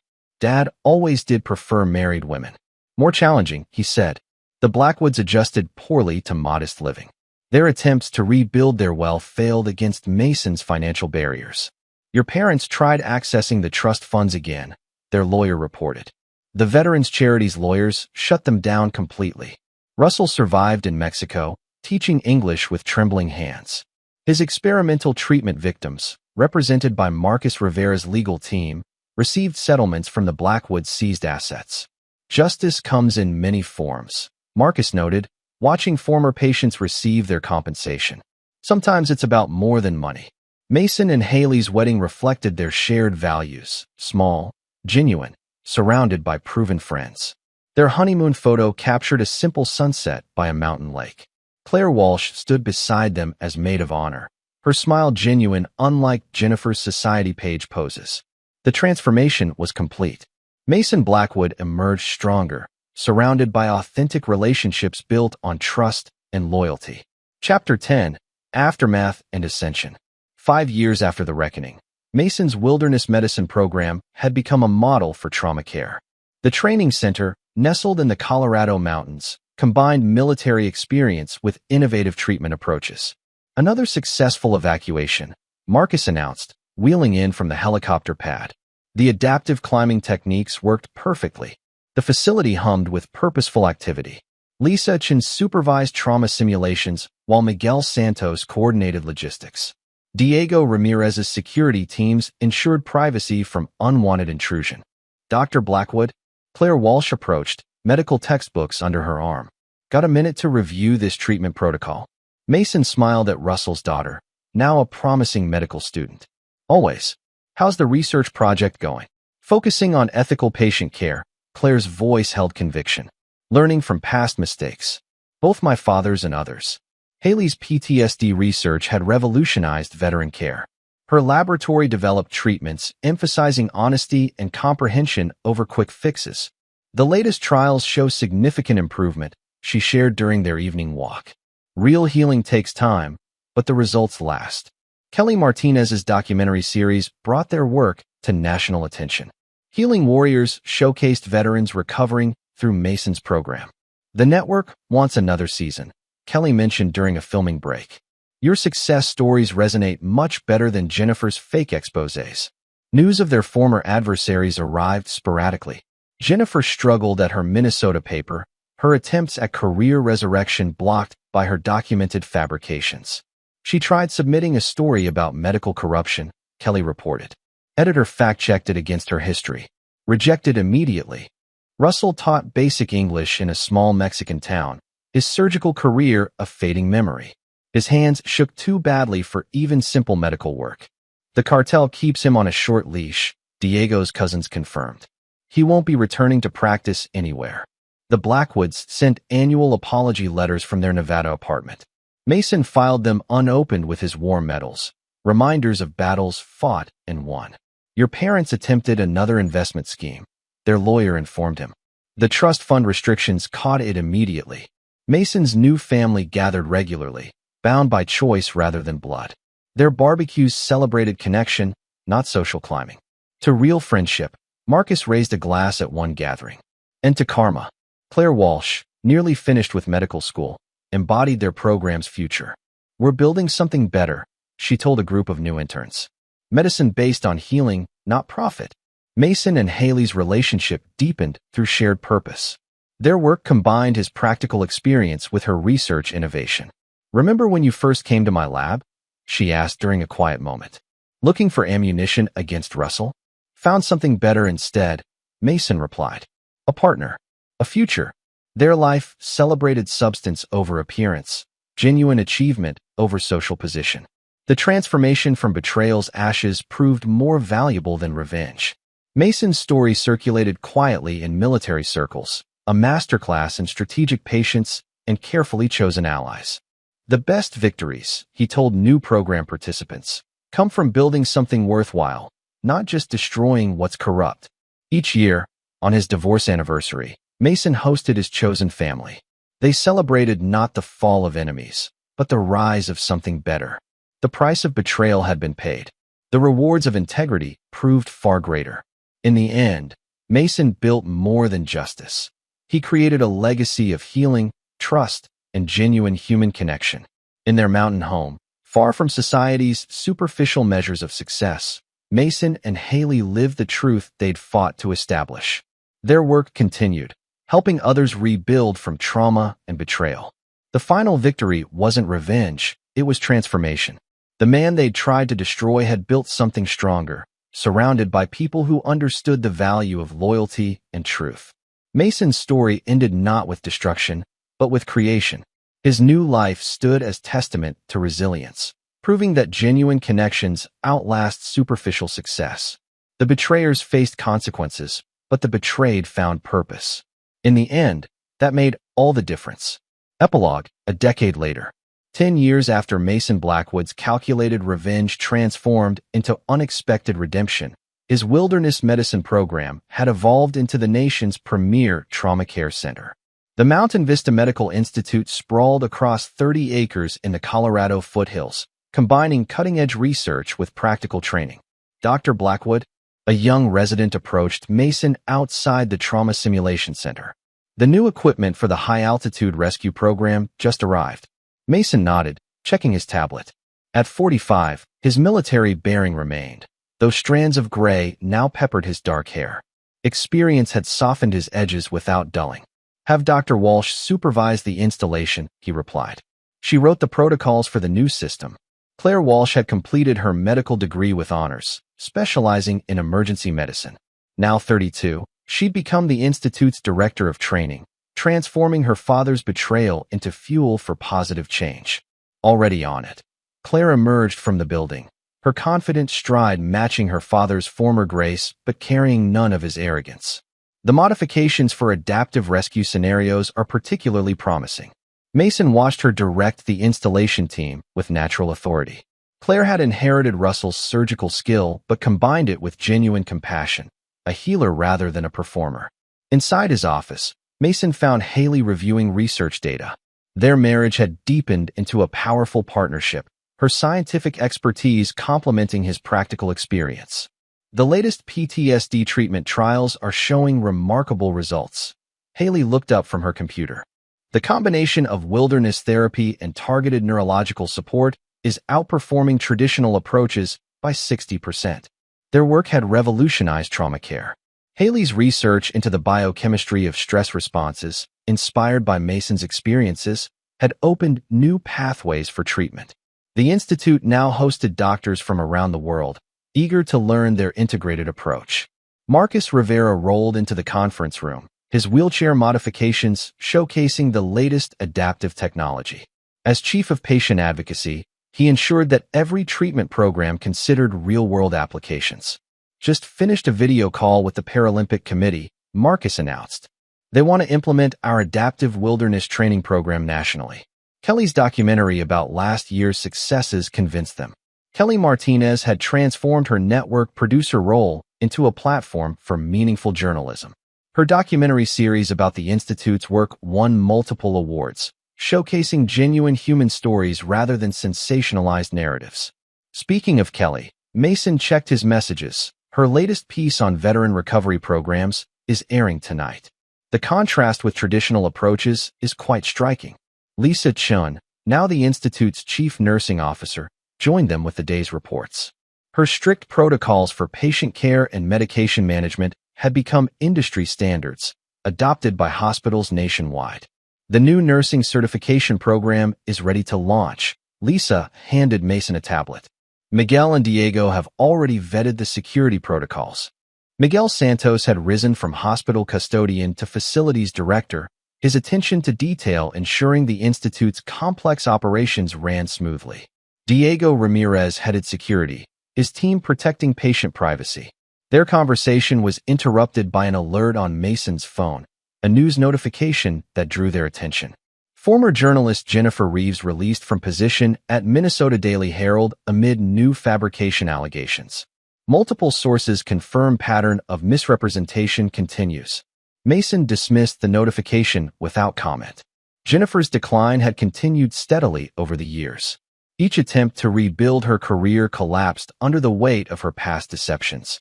Her most recent failure involved fabricating quotes in a local business story, old habits proving impossible to break. "Did you hear about Russell?" Claire asked quietly. "My contacts in Mexico say he's drinking heavily now. The English teaching job barely pays his bills, and his tremors have gotten worse." Russell Walsh's exile had become a cautionary tale in medical circles. Stripped of his surgical credentials and unable to return to the United States, he survived on the margins of the society he'd once dominated. "Your mother's treatment records helped shut down 3 more unauthorized clinics last month," Mason told Claire. Her testimony about Russell's experimental procedures probably saved countless lives. Claire nodded, her expression determined. "That's why our ethics training program is so crucial, making sure future doctors understand the real cost of cutting corners." Haley's research team had documented the long-term effects of Russell's unauthorized trials, using the evidence to develop safer treatment protocols. The findings regularly helped authorities identify and stop similar dangerous operations. "Any word from your parents?" Marcus asked Mason, wheeling to the window overlooking the Institute's grounds. Mason shook his head. Richard and Eleanor Blackwood's annual letters had stopped coming 3 years ago. Their small Nevada apartment and modest pension marked a stark fall from their days as Denver society leaders. "Last I heard, they were trying to join a new country club," Mason replied. "The membership committee discovered their history and declined. Some reputations can't be rebuilt." The Institute's success stood as living proof of that truth. While the Blackwoods struggled to reclaim their social position, Mason's work had earned genuine respect in medical and military circles. "The veterans' charities they unknowingly funded are doing remarkable work," Lisa mentioned. The irony wouldn't be lost on them. Those charities now partnered with the Institute, creating a network of support for traumatized veterans. The funds Mason had redirected from his parents' assets continued generating positive change. Kelly Martinez arrived for the afternoon conference, her camera crew setting up for interviews with program graduates. Her documentaries had replaced Jennifer's sensationalized reporting with authentic stories of recovery and transformation. "You might be interested in this." Kelly handed Mason a tablet. Jennifer tried pitching a story about medical corruption to major networks. They all passed. Seems her reputation preceded her. Mason passed the tablet back without reading it. "Some people never learn. How's the new series coming along?" "Phenomenally," Kelly smiled. "The adaptive sports program is inspiring viewers nationwide. Marcus's team is changing perceptions about disability and recovery." Marcus had developed the Institute's adaptive wilderness program into a model of inclusive adventure therapy. His own journey from trauma to triumph resonated with patients facing similar challenges. "Claire," Mason turned to Russell's daughter, "how are the new protocols working for high-altitude rescues?" "Better than expected." Claire pulled up data on the main screen. "The combined medical and climbing expertise is reducing evacuation times by 30%. We're saving more lives in critical conditions." The Institute's rescue programs had evolved far beyond Russell's showy climbing achievements. Claire's team emphasized safety and efficiency over dramatic gestures, their success measured in lives saved rather than media attention. Miguel Santos entered with facility updates, his management style reflecting the Institute's emphasis on precise attention to detail. "The new simulation center is ready for tomorrow's training session. Diego's team has implemented all security measures." Diego Ramirez's security protocols protected more than physical assets. They safeguarded patient privacy and research data with sophisticated systems. His team included several veterans, their military experience enhancing the Institute's operational security. "Dr. Blackwood?" A nurse appeared at the door. "The new group of combat medics has arrived for orientation." Mason stood, straightening his white coat. These training sessions held special meaning. Chances to share hard-won wisdom with others who understood the real cost of battlefield medicine. "Coming full circle," Haley observed, touching his arm gently. From combat medic to medical innovator. The Institute's main lecture hall filled with young medics, their faces reflecting the same dedication Mason had brought to his military service. He looked out over the audience, remembering his own journey from trauma to transformation. "Welcome to Mountain Vista," he began. "You've come here because you understand that real medicine isn't about social status or professional acclaim. It's about one simple truth. Every life has value, and every patient deserves our absolute best." In the years since his revenge had transformed into redemption, Mason had discovered that the best response to betrayal wasn't destruction but creation. The Institute stood as proof that genuine purpose outlasted superficial success. Later that evening, Mason and Haley walked the Institute's grounds, watching the sunset paint the mountains. Their home, built on the property, represented everything they'd achieved together. "Did you ever imagine this?" Haley asked, gesturing at the sprawling facility. "When you first started planning your revenge?" Mason considered the question. "No, I thought justice meant watching them fall. Instead, it meant building something better than they could imagine." Their conversation was interrupted by Claire hurrying toward them, tablet in hand. "We just got approved for the international expansion. 3 new facilities next year, one in Germany, one in Japan, and one in Australia. The Institute's approach to trauma care had attracted global attention. Medical centers worldwide sought to replicate their integrated model of treatment and training.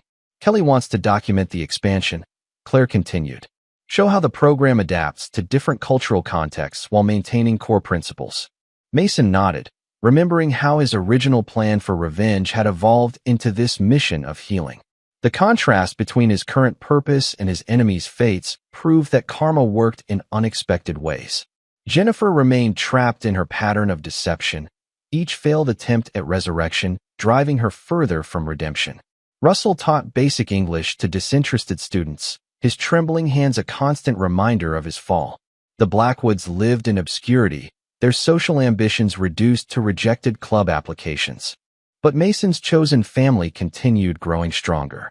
Claire honored her mother's suffering by protecting future patients. Marcus turned his injury into inspiration for others. Kelly transformed journalism from a weapon into a tool for positive change. Lisa, Miguel, and Diego proved that loyalty and competence mattered more than social position. Haley's research saved lives instead of risking them for profit. Together, they built something that touched thousands of lives. The next orientation group arrives Monday. Claire checked her schedule. Former combat medics from 3 different countries. They're especially interested in the PTSD research. Mason smiled, understanding their journey. Like him, they learned that trauma could destroy or transform. The choice lay in how you channeled the experience. Have them start with the wilderness program, he decided. Let them see how natural challenges can rebuild confidence. The Institute's success proved that the best revenge wasn't destroying enemies, but building something they couldn't touch. Mason's story had evolved from a tale of betrayal into a legacy of healing. As night fell over the mountains, Mason and Haley headed home, leaving the Institute humming with activity. Tomorrow would bring new challenges, new opportunities to transform trauma into triumph. Their victory wasn't measured in their enemies' defeats, but in the lives they'd touched. The price of betrayal had been paid in full, but the rewards of integrity proved endless. Mason's chosen family continued growing, bound not by blood but by shared purpose. The final lesson emerged clearly. True success meant building something worthwhile, not just tearing down what was corrupt. Mason's journey from betrayed husband to medical innovator showed that the best transformation wasn't revenge but rebirth. 10 years after his world shattered, Mason Blackwood had built something stronger than vengeance. A legacy of healing that would outlast all the betrayals that sparked its creation. His story became more than personal vindication. It proved that genuine purpose could transform even the deepest wounds into sources of healing for others. The Mountain Vista Medical Institute stood as testament to this truth, its work touching lives far beyond the original scope of Mason's revenge. In the end, he'd achieved something his enemies could never comprehend. Genuine, lasting impact built on integrity rather than appearance. The betrayers remained trapped in their patterns, but the betrayed had found freedom through purpose. That difference marked the true victory, not in destroying what was corrupt, but in building something incorruptible. Mason's chosen family gathered regularly to celebrate this truth, their bonds strengthened by shared purpose rather than social obligation. They'd transformed betrayal's bitter lessons into tools for healing, proving that the best revenge was living well and helping others do the same.